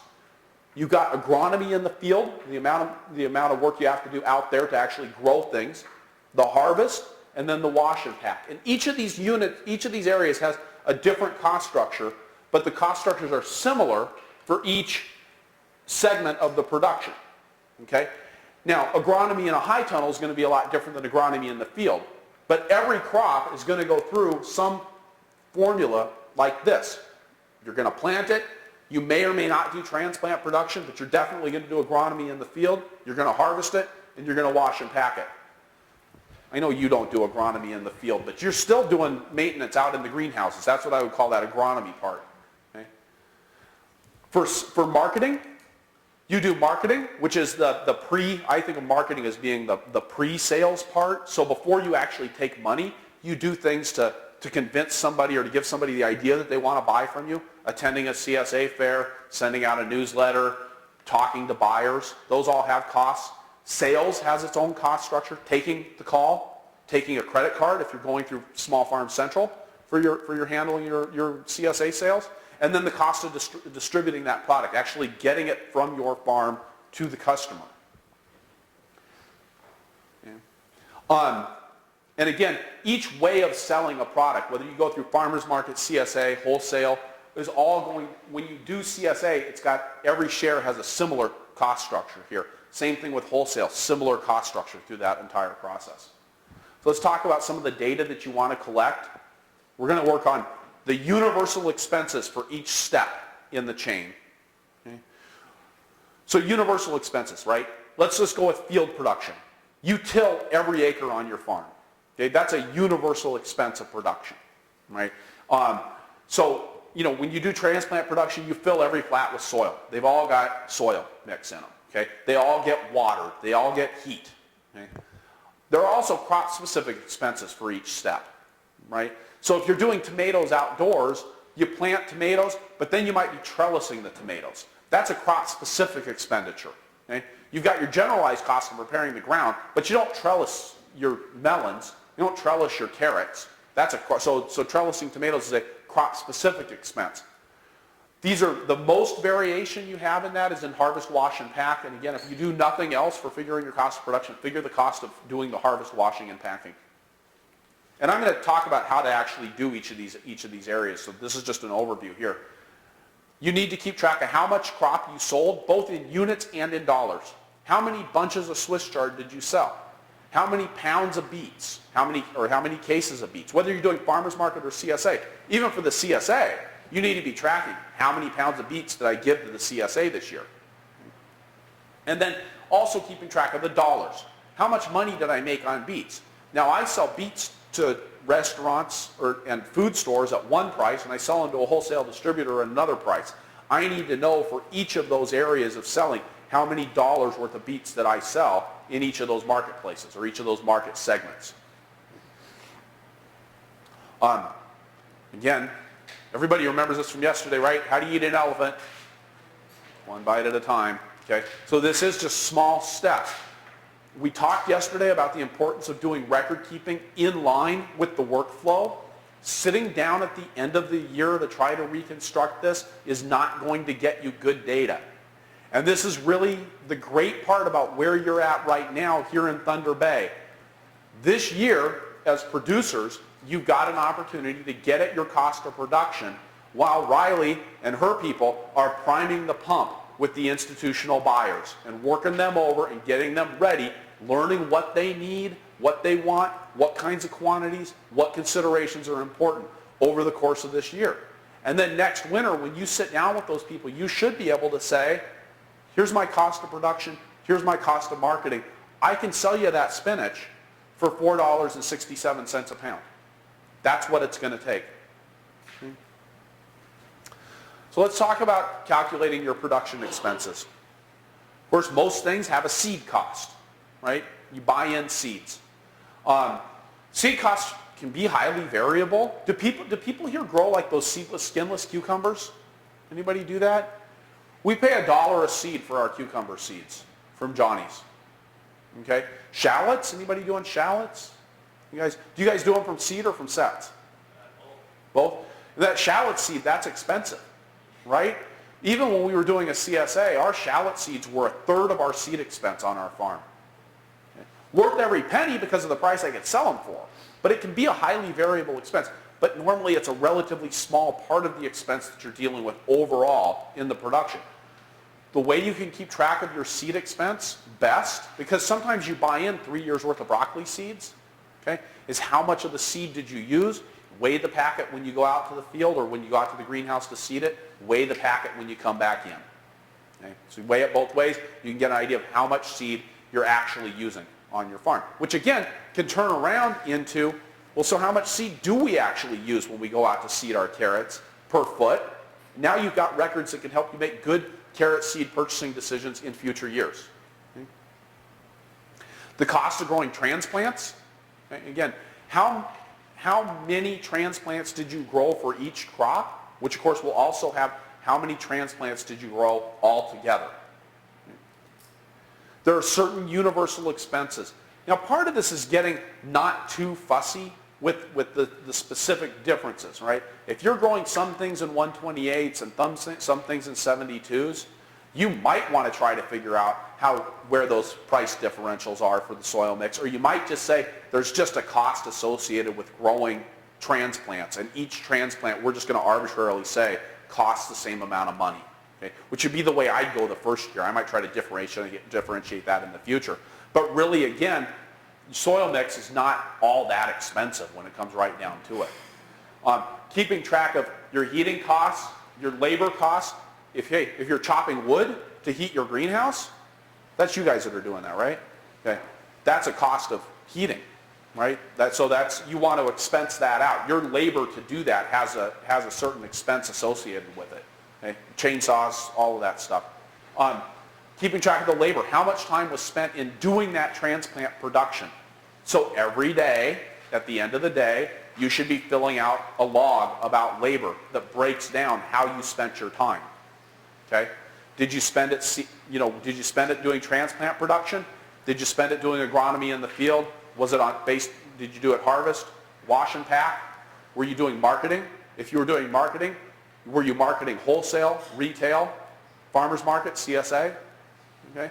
And again, an estimate is going to be better than no data at all. I don't think you need to carry around an iPhone app and stop and click it every time you pick up the phone. Oh, now I'm on marketing. But you can sit down at the end of the day and say, hey, I started work at 6 this morning, at 6 o'clock at night. I know that I spent at least an hour and a half watering the greenhouse today. I spent another 2 hours seeding, so that's going to be 3.5 hours that I spent in transplant production. Okay? What else did I do today? Add it all up. There are some crop-specific expenses in the greenhouse, okay, for doing transplant production. Things like potting up. You direct seed brassica seeds. That's really fast, right? We use that plate seeder, dropping those seeds 72 at a time. You can imagine that's a lot different than when I'm doing something like tomatoes, which we start off in straight flats, and then we take each one of those tomato plants and put it into a pot. Now, am I going to keep track of exactly how much time I spent potting up tomatoes over the course of the entire year? That seems like drudgery to me. What I want to know is how long does it take to do a flat? So I'm going to sample that 3 times over the course of the season. I'm going to say, okay, how many flats got potted up? How many people were working on it? How long did it take?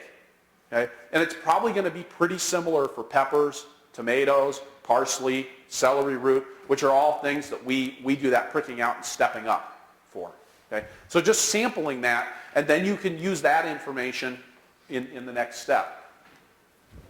So your base cost for transplants is going to be the total transplants expense minus the crop-specific transplant expense. Okay? Now, in this case, we talked about the primary expense is going to be in labor. So you would say, I should have worked up an example for this, so I apologize for not doing that. If you grew a lot of transplants, okay, and you had an idea, okay, you got all your numbers together, potting soil, labor, fuel, for doing all of that, and then you said, well, what are my crop-specific transplant expenses? Well, using the sampling, right, it takes you an hour to do 2 flats of potting up, and you potted up 10 flats, so that means you have 5 hours at $15 an hour, so you're going to deduct that. That's your crop-specific transplant expense. Okay? Take that total and divide by the number of transplants produced, and that's going to give you your base cost per transplant. Okay? Does that make sense? Okay. Now, yeah, there's just, so if you're going to do it for tomatoes, there you go. Your base cost per transplant times the number of tomato transplants, okay, plus the specific tomato cost, okay? You potted up 5 flats of tomatoes because you did 5 flats of something else, so that's going to be 2.5 hours at $15 an hour is going to be what it is. And then that becomes that's your total transplant cost for tomatoes. Okay? So now you're beginning, again, we're going to do this for each of these steps. For agronomy, you're going to keep a track of things like the cost to work the fields. Okay? What's the cost to work the fields? Do you actually need to know how long it takes to rototill an acre? Probably not. Most of my crops on the farm get about the same amount of field work. And it doesn't take that much longer to go over a specific crop a second time. Okay, but everything gets cultivated, everything gets rototilled. So I take all of those expenses that are associated with agronomy, and I'm just going to lump them all together. All of my tractor fuel expenses, yeah, I use the tractor to get crops out of the field sometime, but really, is that significant compared to the amount of tractor fuel that I use for rototilling and cultivating? Not at all. Okay, so I'm not going to worry about that. I'm going to get close enough here. Okay. The labor, again, I've kept track of my labor and my employees' labor. How much time did we spend actually working the fields? So that would be our total agronomy cost. Okay? The cost to build fertility. We don't do cover crops are considered to be a generalized cost of agronomy. If I plant a cover crop ahead of my carrots, I don't care that it came ahead of the carrots or if it came ahead of the tomatoes. It's part of my overall fertility plan, so it's a generalized cost of agronomy production. Basically, our agronomy costs are everything up to the point that somebody puts a hand on a vegetable to pick it. When somebody touches that tomato, that's the point at which it becomes part of the harvest process. So we allocate this by acre. What's our cost per acre? You might do cost per square foot. Again, whatever unit makes sense there. Okay? I like acres because it makes me feel like I'm a farmer. Field and tunnel production have different cost structures. Some things do have crop-specific expenses. Hand weeding, right? I never hand weed my broccoli because it's so easy to do weed control in broccoli with the tractor. I can cultivate, I can bury those weeds. It's simple. I almost always have to hand weed my carrots. So I do keep track of, again, sampling. How long does it take to hand weed a bed of carrots? How many beds of carrots are there per acre? And that gives me an idea of the hand weeding cost per acre of carrots. Okay? So this is the same idea as what we did with the transplant production. My total agronomy expense minus my crop-specific agronomy expense divided by the acres of cash crop produced equals the base crop per acre. I don't worry about headlands. If I've got land that's sitting fallow, the cost of keeping that land fallow or doing the weed control or building the fertility there, that just becomes part of my total agronomy expense. Okay? Mowing the headlands, total agronomy expense. All I care about is how much did it cost me to produce an acre of cash crop. Okay? Because that's going to come down, that's how I'm going to know my cost of production on my cash crops. Okay? So, and again, the base cost per acre times the acre of tomatoes plus the specific tomato agronomy cost, that would be like a trellising expense, comes out to be the transplant cost for tomatoes. Right? Oh, whoops, typo. That's the agronomy cost for tomatoes. Sorry, that was really confusing. Worst mistake you can make as a teacher. Base cost per acre times the number of acres of tomatoes plus the specific tomato agronomy cost, that's going to be my total agronomy cost for tomatoes. Is that making sense? I can't tell. You got At the top, go back to last slide. last slide? Okay, so total agronomy expense less the crop-specific agronomy expense. Maybe I'm just tired, but No. Maybe it's just a little bit confusing. It's okay. It took me a couple times through this to get this as well. yeah. Okay. So So you're removing that specific expense. because what I want to get at is a base cost per acre. Right, okay. Not Okay. specific, So not specific. let's say that the only special thing I did in the fields was trellis tomatoes. And I spent 10 hours trellising tomatoes, and it cost me $15 an hour. So that's $150 to trellis the tomatoes. If I had $1,000 that I spent all together on all of my agronomy stuff, including trellising the tomatoes, okay, then I would need to take that $1,000 minus the specific trellising tomato expense, and then I would have $850 left, and that would be my base cost. Okay, so when you're record keeping this, you don't necessarily keep track of every individual task except if it's a really specific task. Exactly. And I don't keep track of every specific task every time I do it. Okay? I'm going to sample 3 times. How long does it take to trellis tomatoes? How many people, how many hours, how many acres of tomatoes got trellised? Okay? And if I sample that 3 times, then I know how many times did I trellis tomatoes. Well, we trellised them 8 times. So now I can say, here. Give you a good idea about how much labor power that took and how much the trellis cost, for example. Right. If you try to keep track of it every single time, you're going to overwhelm yourself with data. And that's why that sampling can be a really nice technique to use. Okay, so if I was figuring this out, and I have tomatoes, and I have carrots, and I trellis my tomatoes, and I hand weed my carrots, so I have them both in there to figure this out? To get to So the, I'm gonna do the whole farm? yep, to get the base cost per acre. Yeah. So I have you're going to, all my minuses in there for all the things that I spent extra time on, yeah, and then that'll give me my base cost. right. And again, the trick here is, what is significant extra time? Okay? Again, if I cultivate the carrots 3 times and I cultivate the broccoli twice, that's not a significant additional expense. Okay? And maybe hand weeding carrots takes the same amount of time as hand weeding the beets.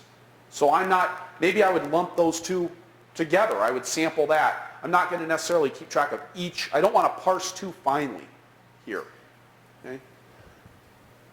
Special fertilizer that I use. I mean, if I used a different fertilizer that costs 10 cents more for 100 pounds or $1 more for every 100 pounds, then I use that on the broccoli and I use something else on the carrots, I'm just going to take all that fertilizer and just lump it all together. Okay? And then the other part of it is that if you just even put those significant figures together for everything, it's like if you're feeling like it's overwhelmed, then at least know what you're spending on fuel or what you're spending on seeds and what you're spending on labor, and divide it by how much money you think you're going to get, or at least know how many units you have. You got to start somewhere. Yep. So even if you didn't worry about the crop-specific agronomy expenses, even if you just established how much money do we spend on agronomy in a year and just said everything's going to share that cost. You could even justify it somehow, right? Trellising the tomatoes helps with the weed control in the tomatoes, and that makes the carrot crop better the next year. You know, I'm down with you on that. I'll even help you come up with excuses if you need help. So another familiar way of calculating these costs actually does the crop worksheet. Yep.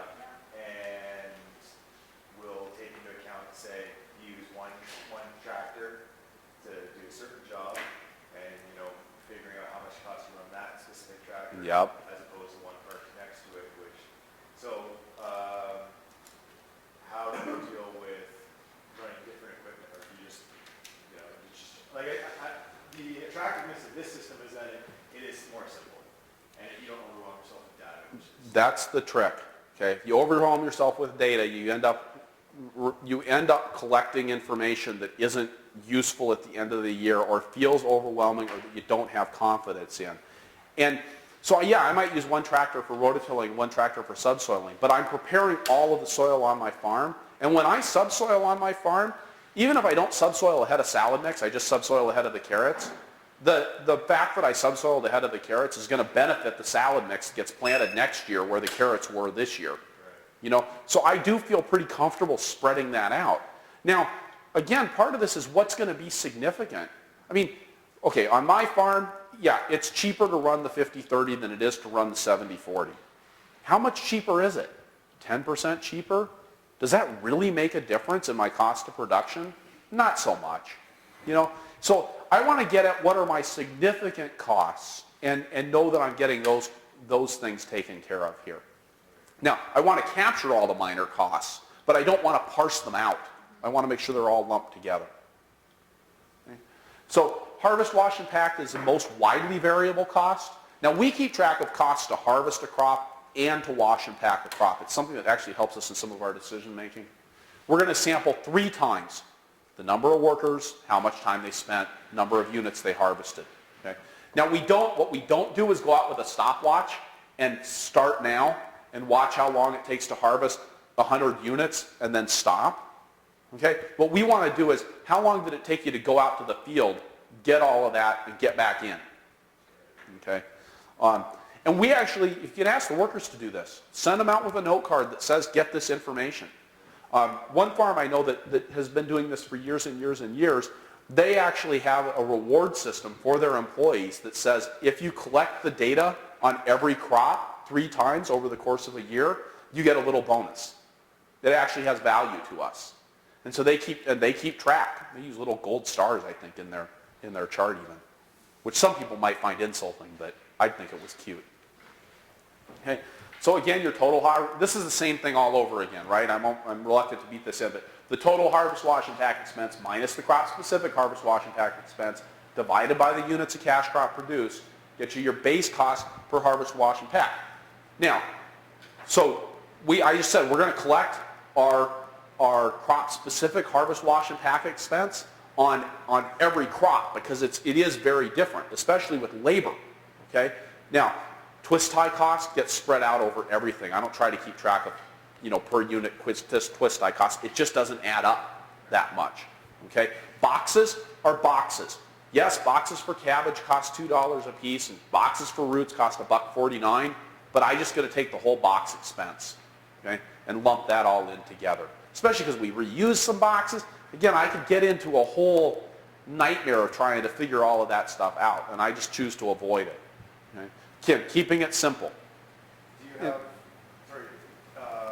benchmarks for the amount of product that should come back to the cooler over a given time working with it?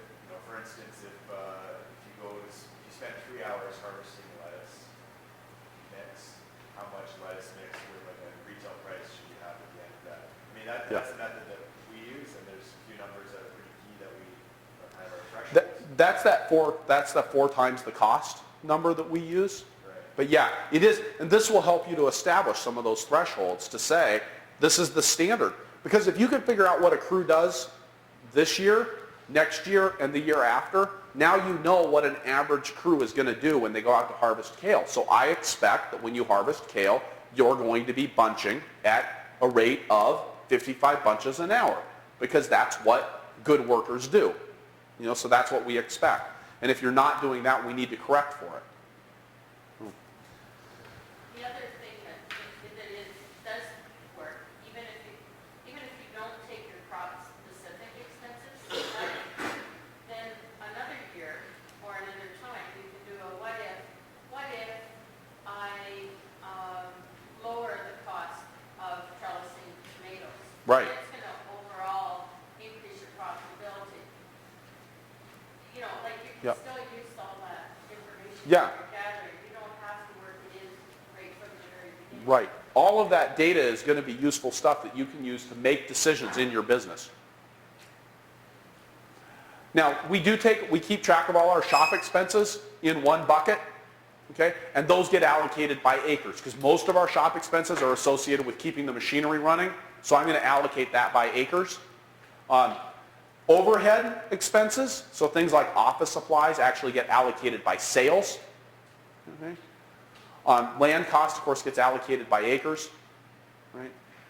So that gets us to our, we can use all of that information, right? The cost of doing the cost of the seeds, plus the cost of the transplants, plus the cost of the agronomy, plus the cost of harvest, wash, pack. That's my cost of production, right? Now I know what it costs to get something in a finished box in the cooler on my farm.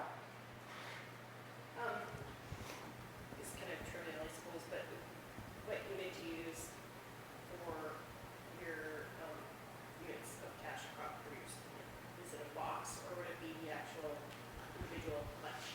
We would want to get it down to cost per pound, because that's what cost per production, because I sell things by the pound or by the bunch. Okay, so I mean, I want to know how much does it cost me to produce a bunch of Swiss chard, or how much does it cost me to produce a bunch of, and I can use that to say how much does it cost me to produce 24 bunches of Swiss chard, which is what I put in a box. Okay. Marketing expense then. Okay.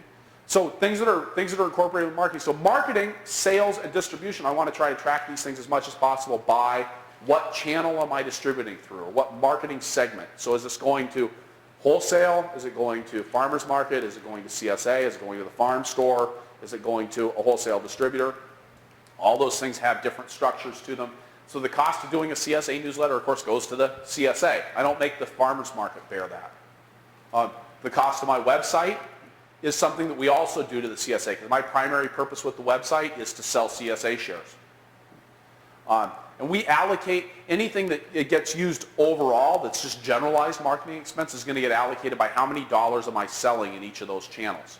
Because what I want to get at here is how much does it cost me to sell wholesale. And then I'm going to take my sales, so things like assembling CSA boxes, I consider that to be a sales activity. That's actually a specific cost of selling product through a CSA, just like going to farmer's market is. Taking orders also has a cost to it. Credit card processing. Now I only process credit cards for my CSA. So that's a cost, all of those costs are going to be allocated to the CSA. I only take orders over the phone for wholesale. So the time that I spend actually calling and chasing down orders is something that I want to capture as a wholesale expense. Okay. Going to farmer's market, of course, is a farmer's market expense. If I sell CSA shares at farmer's market, I still consider that all to be a farmer's market expense. Right? Because that's why I'm there, is to sell vegetables, not to sell CSA shares. Okay?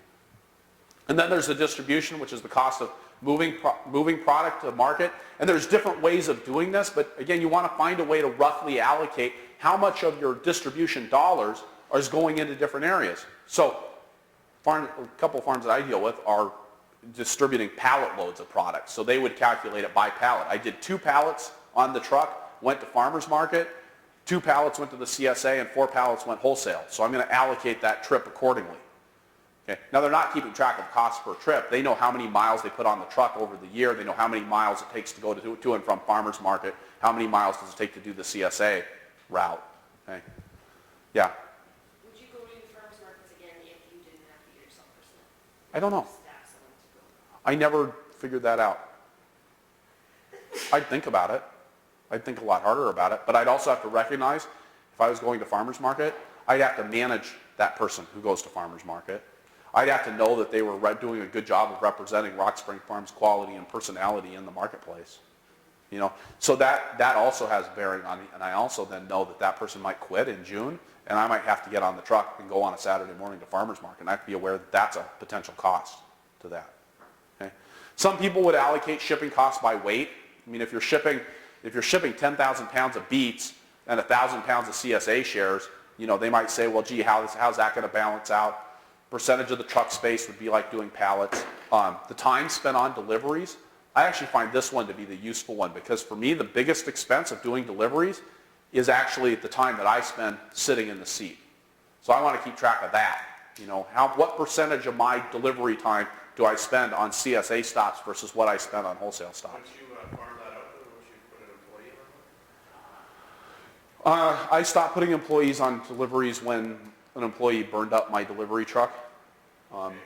You know, which was which was poor management on my part, right? But that's when I said I needed to take that back over myself. Now we actually farm out all of our deliveries. But, so I pay $350 a week to have my deliveries done. I want to look what percentage of that is CSA versus what percentage of that is wholesale. But if you're charging yourself out at, you personally, you're charging yourself out at, in the equation, I'd say $20 an Yep, half that, and you still have that good use of your time, Yep. right? yep, absolutely, absolutely.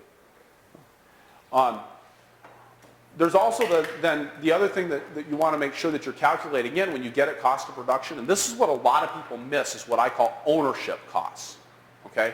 And this is how much does it cost you to own a piece of equipment. We looked at some of this when we talked about depreciation yesterday. So the purchase price minus the salvage value divided by the life of the investment equals the annual change in asset value. That's an expense. So the rototiller is used for agronomy, okay? And if your rototiller costs you $4,000 and you can sell it for $1,200 after it's the end of its useful life, that means it costs you $2,800 over its useful life of the investment. So if the useful life of the investment is 7 years, then that's $400 per year of that rototiller's expense that needs to get allocated to the expense of doing agronomy. Okay? And everything loses value over the course of time. And even if you don't, even again, we said this yesterday, even if you're not in that piece where that rototiller is worth $1,200 at the end of its life, it's going to be worth $1,200 5 years from now too. Okay? But I still want to deduct that cost every year and take it into account at some level, because there's a cost to the fact that I've got money tied up in that rototiller, okay, that I could have invested elsewhere. So I have to have some way of allocating for that. Would you break that $400 down over the number of fields that you actually till with that machine, or? I would spread that out over the entire agronomy cost. So if I have a piece of equipment that I use for agronomy on the farm, and I'm farming 40 acres and I've got $400 of equipment costs, I don't care where I used it. I'm just going to say that's $10 an acre, okay, over the whole cost of agronomy on the farm. Now, for one piece of equipment, that doesn't add up to a lot, but you start adding up all of the pieces of equipment you own, and that begins to be a significant cost. One of the hard things that people come up with is valuing labor, and I look at valuing hired labor at that actual cost we looked at yesterday. God, yeah, they shouldn't have had the dog in the package shed, but they did. It was the only picture. It was a group of people standing together, okay? You can't tell it in the package yet. One of these days I'm actually going to make up the slideshows, and then we will visit a bunch of farms and get pictures to match the slideshow. Instead, I'm like sitting here and sort of like matching. I come up with the slides and I try to find the pictures. I do the best I can. Okay, take it easy. Yeah. Okay. So we want to look at actual cost for valuing labor, not at the hourly rate, but what is the cost of the hourly rate plus the payroll taxes plus the cost to process the payroll plus the workers' compensation insurance plus the cost to recruit, and we're going to divide that by the total number of labor hours that were paid on the farm. Okay? And that's going to be my actual labor cost per hour. My farm, that comes out to be about $15 an hour for labor. Even if you have somebody who works at a higher rate and somebody who works at a lower rate. Yeah. Does that include the donuts? It includes the donuts. It does include the donuts. But I want to just get an average. I don't want to try to keep track of what, was that Ben or was that Susie working on that project? I just got to come up with an average hourly labor cost, and that's what I'm going to apply to the cost of trellising tomatoes. Okay? There's that slide about labor. I take my owner labor at the average labor cost. Okay? So I don't pay myself more just because I own the farm. What I get paid more are the profits that I make on the farm. That's my extra. Okay? Otherwise, I'm just a $15 an hour worker. So it's just a nice way of reminding yourself that if you're out there pounding tomato steaks, you could have hired somebody else to pound tomato steaks, even if you're really good at it. So you add more labor time into this? Oh, yeah. Yeah, because if you don't do that, if you don't add your labor time in, then you're going to undersell yourself. Okay? You're worth something. Right? Yeah. Well, it's sort of like paying yourself twice, Yep. because you're going to participate in the profit. But It's like, think of your company as like it was a corporation, right? You're the sole stock owner of the corporation, but you're also an employee of the corporation. So you're getting paid $15 an hour for the work that you do, as an employee, okay? But you are going to reap returns based on the good productivity as a $15 an hour employee. You're going to get more money out of that because you get the profit from the entire corporation. For good management. That's right. Is So, there an app for figuring out your time, like you just punched in, punched out? And then yes. you haven't, you know, looked at the kids and came back and punched out, and then eventually. I use one. Say I work 10 hours a day. Yeah, I use an app called Harvest for keeping track of that. Of your time? Or Yeah, everybody's? of my time. Then a manager keeps track of where did other people spend their time and makes a rough allocation of that. So again, we talked yesterday about the classes in QuickBooks that allows us to assign, every expense can be assigned to a different class, okay? And every income can be assigned to a different class. There's no miscellaneous. It really irritates me. This is just a class. This is just class, though. This isn't an account, okay? And there are things like assets and farm supplies and other things that I don't really need to keep careful track of. What I really care about, You can use allocations, simply counting. is that what they call it is for class allocations? Okay. So again, I'm going to track every distinct marketing channel that I go through. I'm going to track the sales for that, and I'm also going to track the expenses that are strictly associated with marketing through that channel. So again, CSA box packing is an expense that would be put in the class CSA. Okay? I am also going to keep track of every expense by what phase of production it belongs to. Is it a seed expense, a shop expense, harvest and pack expense, transplant production, agronomy? Okay? That's going to, by breaking those things out, okay, by classifying things, then I can begin to have that data that I'm building over the course of the year, and all I have to do is run a report by class or by allocation, and that's going to tell me what my total expense was for that area over the course of the year.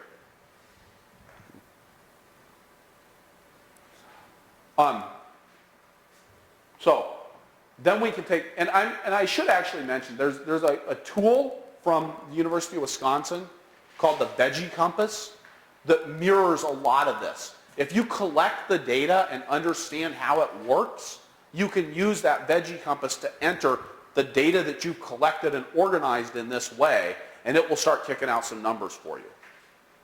Okay?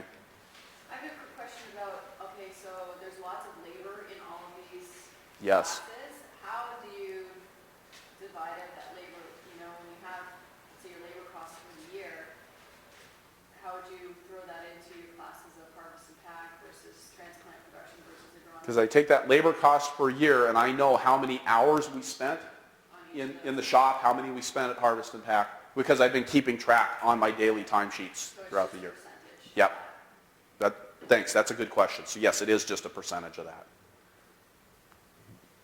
So the cost of production and marketing, this is the important part here, the cost of production and marketing divided by the quantity of product harvested, that makes your break-even price. Okay? If you're selling for less than the cost of production and marketing per unit, you may as well not be doing it. Why sell it? Okay? You're losing money. If you can calculate your gross margin, in other words, your margin before taking into account marketing expenses, by taking the sales minus the cost of production divided by the sales, that's going to be your gross margin. Okay? That's a nice number to have too. Overall for that crop, what are you making on that crop? Sales minus the cost of production minus the cost of marketing divided by the sales, that's going to give you your profit margin. Okay? I've got a certain, per dollar of stuff that I sell, how much of that am I keeping? That's a nice number to know. Okay? Yeah. So does that, the only way, and I hate to say this because it seems like an easy out, but the only way to really get at this stuff is to sit down and start working with it. But work on collecting that data, okay, broken out into these categories, okay, in general and for things where there is significant variation. So we want to keep track of how much expense, how many dollars, and how much labor went into the shop. How many dollars and how much labor went into harvest and pack. Same thing for transplant production. Okay? And then sample for the really specific variations. Okay? Potting things up, that's going to be a specific variation in expense. Using peat pots for melons, okay, that's going to be a significant variation in expense because those are a lot more expensive than a regular flat. Right? Staking tomatoes, that's going to be specifically different in your expense structure in the field. Okay? So trying to look at it and go, is this going to be a lot more? And then taking things like fencing expense. I'd say even if you're just fencing your radicchio, heck, just call it an expense for the whole farm because it's not going to be all that much time over the course of the entire year that you spend fencing a specific crop or a specific area of your farm. Okay? So you want to look for where is this going to add up to be something meaningful that would make a difference in how I would price the product. Because then what I'm going to do is I'm going to take for each product, now I know my cost of production. I know how much it's cost to sell $1 worth of product wholesale versus $1 worth of product through the CSA. And now I can say, how much is it going to cost me to produce and market that product if you're going to buy my stuff?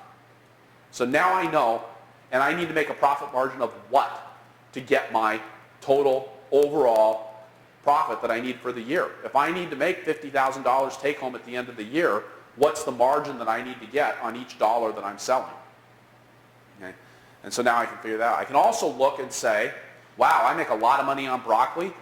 And what if you found out, bunching carrot, what if you found out on carrots? You were talking earlier, we get great prices on carrots. When we did this for carrots, we found out that we just weren't making that much money on carrots.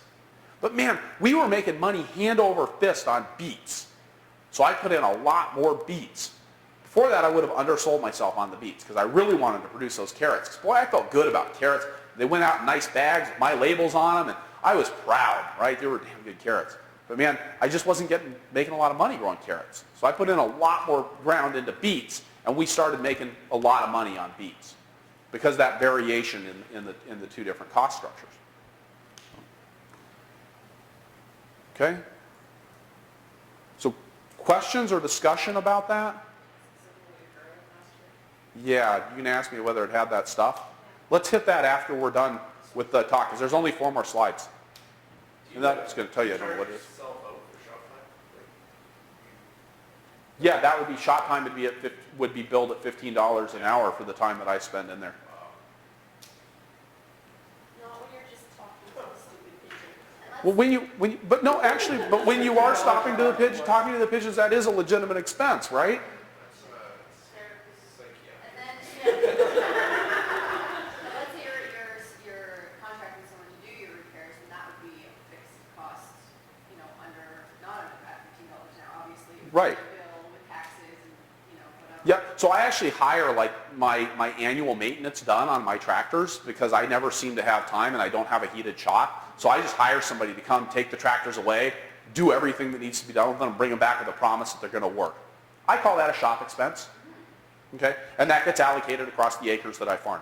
Or if we're paying somebody to do any of those, that it's Right. offsite, Yeah. maybe on-site, but. Yeah, even on site. Yeah. I bring in a hand weeding crew. The easy part to understand. The Yeah. hard part to understand is that you have to value your own family labor. Yeah. You don't have to pay your own family labor, but if you don't value it, you're I like that. get to a point where you can't expand because it will become too expensive to hire somebody else that's good enough or skilled. Like if you want somebody to do your bookkeeping, for instance, you don't like doing bookkeeping. If you've never valued your own time doing your bookkeeping, you'll never be able to afford to hire a bookkeeper if you get a little bit busy. So people expenses are people expenses no matter who the people Who are does it? doing it. And it's really obvious if you hire a contract, like if you Yeah. take your tractor to a mechanic, it's obvious that it costs something. If you fiddle and farm around and try and change the tractor and it takes you 3 hours to do it, unless you put $45 in this situation. Yep. Then you don't have to take the money out and pay yourself, but you do have to somehow recognize it, or else you'll never be able to afford a mechanic. Anyway. We did this sort of analysis not around the farm, but I did it on my time and expenses in general. It was the sort of thing that led me, okay, guys, listen up, to get a housekeeper. Okay? I mean, and it's made an incredible difference in our farm because there was no way that I could actually afford to do the housekeeping every week, and the value that I got out of it was so much higher than what I paid for it, and I just couldn't get the job done, and it was consistently stressing me out. Okay? Great investment. It is actually the secret of most of the successful women in sustainable agriculture have housekeepers. You know, nobody talks about it because we're all a little bit ashamed about the fact that we'd pay somebody else to pick up after us. But man, does it make a difference. Yes. So, I don't have a cook. I know farms that hire cooks for exactly the same reason. They don't enjoy it. Okay, I enjoy cooking, so I don't want to hire a cook. Okay, although I might think about it some weeks. Right? But I know farms that have hired cooks for precisely the reason that their time is too valuable during the summer to spend it in the kitchen. Actually, I have a question about that. Yeah. You have employees working for you, and I've had this before, where people show up to work and they don't eat proper breakfast, so at 10 o'clock, they're wilting out in the field and cranky and wham-wham. So that year, it's not even quite well, I said, okay, why don't you guys, we're gonna start earlier in the day, you guys are eating breakfast with us, lunch, and then you're gone. And it worked out fantastic, and then I started just doing shared lunch things, so I'm cooking for my whole family anyways. So Right. everybody brings something. But it's also, I'm making a lot of lunch. Yeah, and it's expensive, and it takes your time.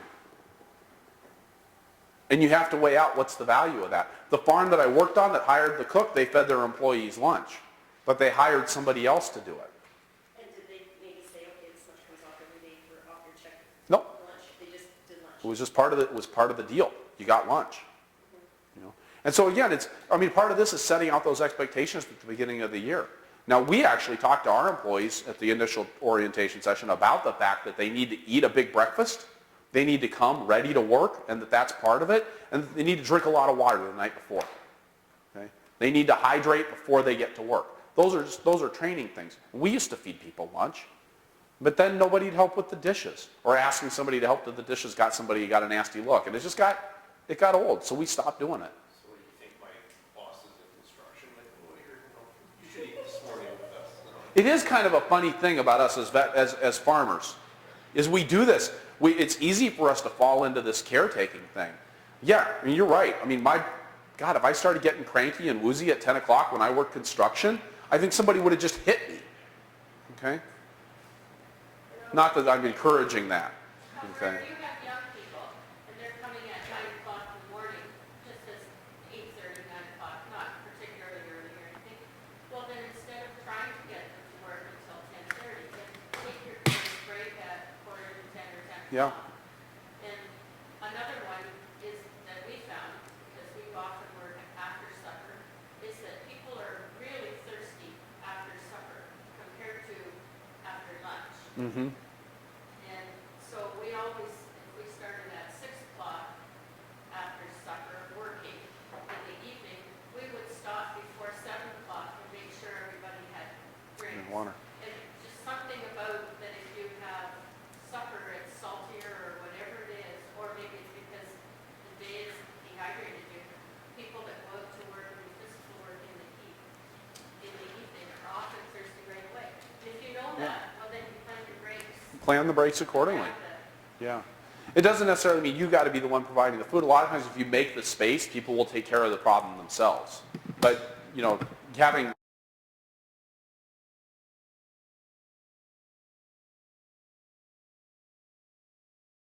space for somebody, if you don't make the space for somebody to do that,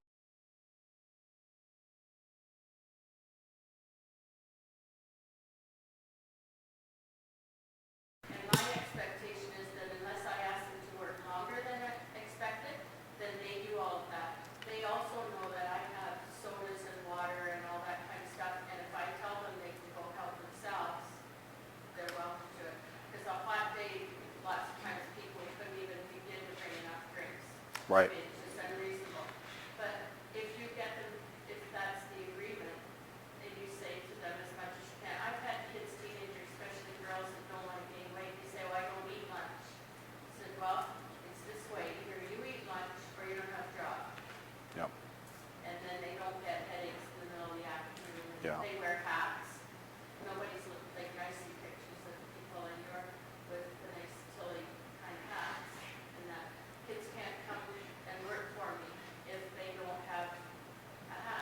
This is just like training people to pick vegetables and going through some of the very specifics about holding 2 tomatoes in one hand. It is training these people to be outside and doing physical work. You've got to provide that sort of support for them unless they're used to already doing that.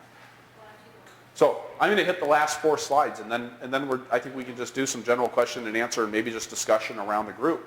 So our 4 practices for sales success. Choose your attitude. Okay? This is one, I actually had to learn this the hard way. Showing up to farmer's market and being grumpy because I was at farmer's market, because it was early, and because it was hot, and because yesterday had gone really bad. I hadn't gotten to bed until 11 o'clock at night. You show up, you start snarling at the customers. Nobody wants that. Okay? So you got to show up and be nice. And part of this is just, and I actually think of it as in a very conscious way of saying, okay, how do I want to be? How would I want to feel if I was standing on the other side of that table? And I try to do that every time I get on the phone with a wholesale customer. How are things going, Chris? I don't tell them how things are going. I tell them they're going great. Okay? Now, do I sometimes say, hey, we got 18 inches of rain last week. Things are kind of rough on the farm. You bet. But I pull that out when I have to, not every week or every month or even every year. Okay? Those, you save that kind of stuff. And then you try to choose that attitude of being happy. We are living the dream. My FedEx driver used to come in and he'd say, how are things going, Chris? And this was when things were going really bad on the farm. We had the flood. There was lots of other problems. And I'd kind of go, oh, I don't know. And he'd go, man, you're living the dream. I'm going like, and I looked at her and I'm like, you're driving the FedEx truck. Yeah, I'm living the dream, right? I got the best part. The guy was trying to buy an organic vegetable farm in the country. Okay, this is what he wanted to be doing, and he was stuck driving the FedEx truck. You know, it is kind of this sacred trust that we have with the rest of those poor people that spend all their days in suits, sitting there staring at a computer screen, doing jobs they hate for people that they hate. We have an obligation to maintain the illusion that we're living the dream, because they got to have something to look forward to. Okay? And if we aren't living the dream, why are we doing it? Right? Why are we working this hard and putting this much money and this much life energy into something that isn't being fulfilling? So if you start to choose that attitude, and surprising what happens when you decide to be happy about things. You know, when you smile, it actually releases chemicals in your brain that make you happy. So that's a fact, by the way. I didn't just make that up, although I could have. Consistency really counts with sales. Okay? If don't have prices be $3 one week, $4 the next, and $2 the week after. Don't show up at your customer's door on back door at 9 o'clock on a Saturday and then at 1 o'clock on a Saturday unless there's a darn good reason. Show up at 9 this Saturday, 9 next Saturday. Do what you say you're going to do. Okay? If you said you're going to bring them 6 boxes of kale, bring them 6 boxes of kale. Deliver what you said you were going to bring it on time. Sell it for the same price you sold it for last week. Now, California produce prices go up and down with supply and demand. We don't do that. Our price is the same. Okay? All through the season. We set a price and we stick with it. Part of that's based on the idea that I know my cost of production. There's a rationale behind how I set my prices. California prices are set according to supply and demand. Okay? And the way you make money as a California vegetable farmer is that you grow vegetables and you sell it at the cost of production all year. And then you hope that when they do get bad weather and only one farm has romaine lettuce, that it's your farm. And then you can charge through the nose for it. Okay? You guys seen broccoli lately? We had broccoli at one point this winter was selling for $5.50 a pound at my local food co-op. If I could make that kind of money on broccoli, I'd be rich. Okay? I can never get those kinds of prices in the summer. But part of the consistency that I provide to my customers, and part of why I'm able to charge a higher than California price in the summer, is that they know that when that California product spikes, I'm just going to hold my price right where it was. Okay? So I don't play that game. So consistency really counts. You know, the other thing with consistency, I used to do this at farm, well, I wore 2 different shirts, right, yesterday and today. But at farmer's market, I only had 1 shirt that I wore at farmer's market. And I had 1 hat that I wore at farmer's market. And I did the same thing on deliveries. People knew what to expect when they saw me. Okay? There was a consistent look and appearance, and people would know. In fact, people would come to farmer's market, and they wouldn't be looking for Rock Spring Farm. They'd be looking for the guy with the hat because he had the best carrots. That kind of consistency makes a real difference in your marketing efforts. Working with better basics, okay? Again, this idea that you can do vegetables or you can really do vegetables. And this picture has some of my favorites in it. It's got our carrots that are always, our carrots aren't just clean, they glow. Okay? We polish those things with a pressure washer and they look like they're about to jump out of their skins and into your mouth. Okay? We grow cucumbers, we grow seedless, skinless cucumbers. We don't have a single male cucumber flower on the farm. Okay? It's something that people recognize, it's a cucumber, but it's a distinctly better cucumber. And I'm getting $2 a cucumber for those. And I'm getting 20 cucumbers off a plant. So it doesn't really matter that I spent $1 a seed on it, right? Okay. The sugar snap peas, when we pick sugar snap peas, we teach our crew actually how to pick ripe sugar snap peas. There's so many bad sugar snap peas in the marketplace, the ones that have been picked underripe or overripe, and we spend time teaching people how to get them at just the right stage of ripeness, and that's what we bring to market, and we charge a higher price accordingly for that. And finally, I think it's really important in marketing to be yourself. Okay?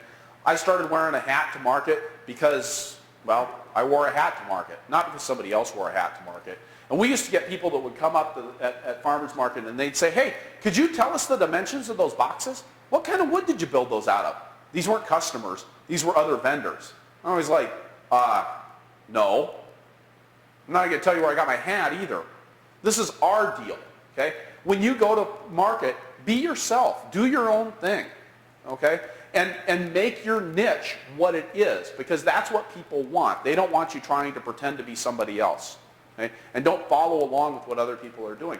The same thing goes with the kinds of products you might choose to grow for market, whether you're doing a wholesale deliveries or whether you're doing a farmer's market. Okay? Grow what you're good at and what trips your trigger rather than what actually other people are growing. We were able to succeed in the Rochester farmer's market because we showed up and nobody else was growing carrots. We grew carrots and we won. Okay? Nobody else was doing the seedless, skinless cucumbers, so we did it. Greenhouse tomatoes, we did it. Those were the crops where there was a real demand. It really sucked when everybody else started growing carrots. The price went down. People looked at us and went, God, you guys get $3 a bunch for carrots. We're getting into the carrot market. Well, once everybody had carrots, there was no $3 a bunch carrot because somebody was always willing to sell it cheaper. So look for the market holes and try to fill the market holes rather than just saying, hey, those guys are doing good at broccoli. Maybe I should grow some broccoli too. All right. And finally, remember Paul Wellstone from Minnesota used to say, we all do better when we all do better, which is one of the reasons, and I sense you guys already have this going on here, right? That if you guys know how to do something, make sure you share how to do it with somebody else and support what other people are doing. It can get really nasty out there, and I've dealt with a lot of bad farmers market politics over the years and a lot of local market politics over the years, but we really do. Even if you have one big farm that's doing a great job and taking up a large percentage of the sales, they're dragging everybody else along with them because they're creating the market. Okay? And that means that creates a place for all of the other smaller people to fit in. And sharing what you're doing and sharing your success is a really important part of making this all work. And that's what I got. Okay. So thank you.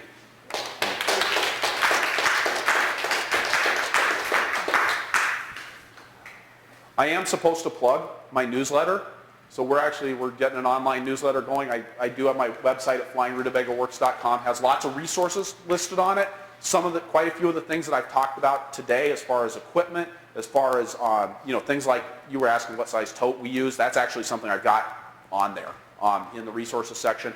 We do have an online newsletter that's going to start coming out every week here if you're interested in signing up for that. If you haven't gotten enough of me yet, if you're not totally sick of me yet, then that might be something you'd be interested in doing. And yeah, there, I plugged that like I was supposed to. And buy the Fearless Farm Finances book. Okay, so.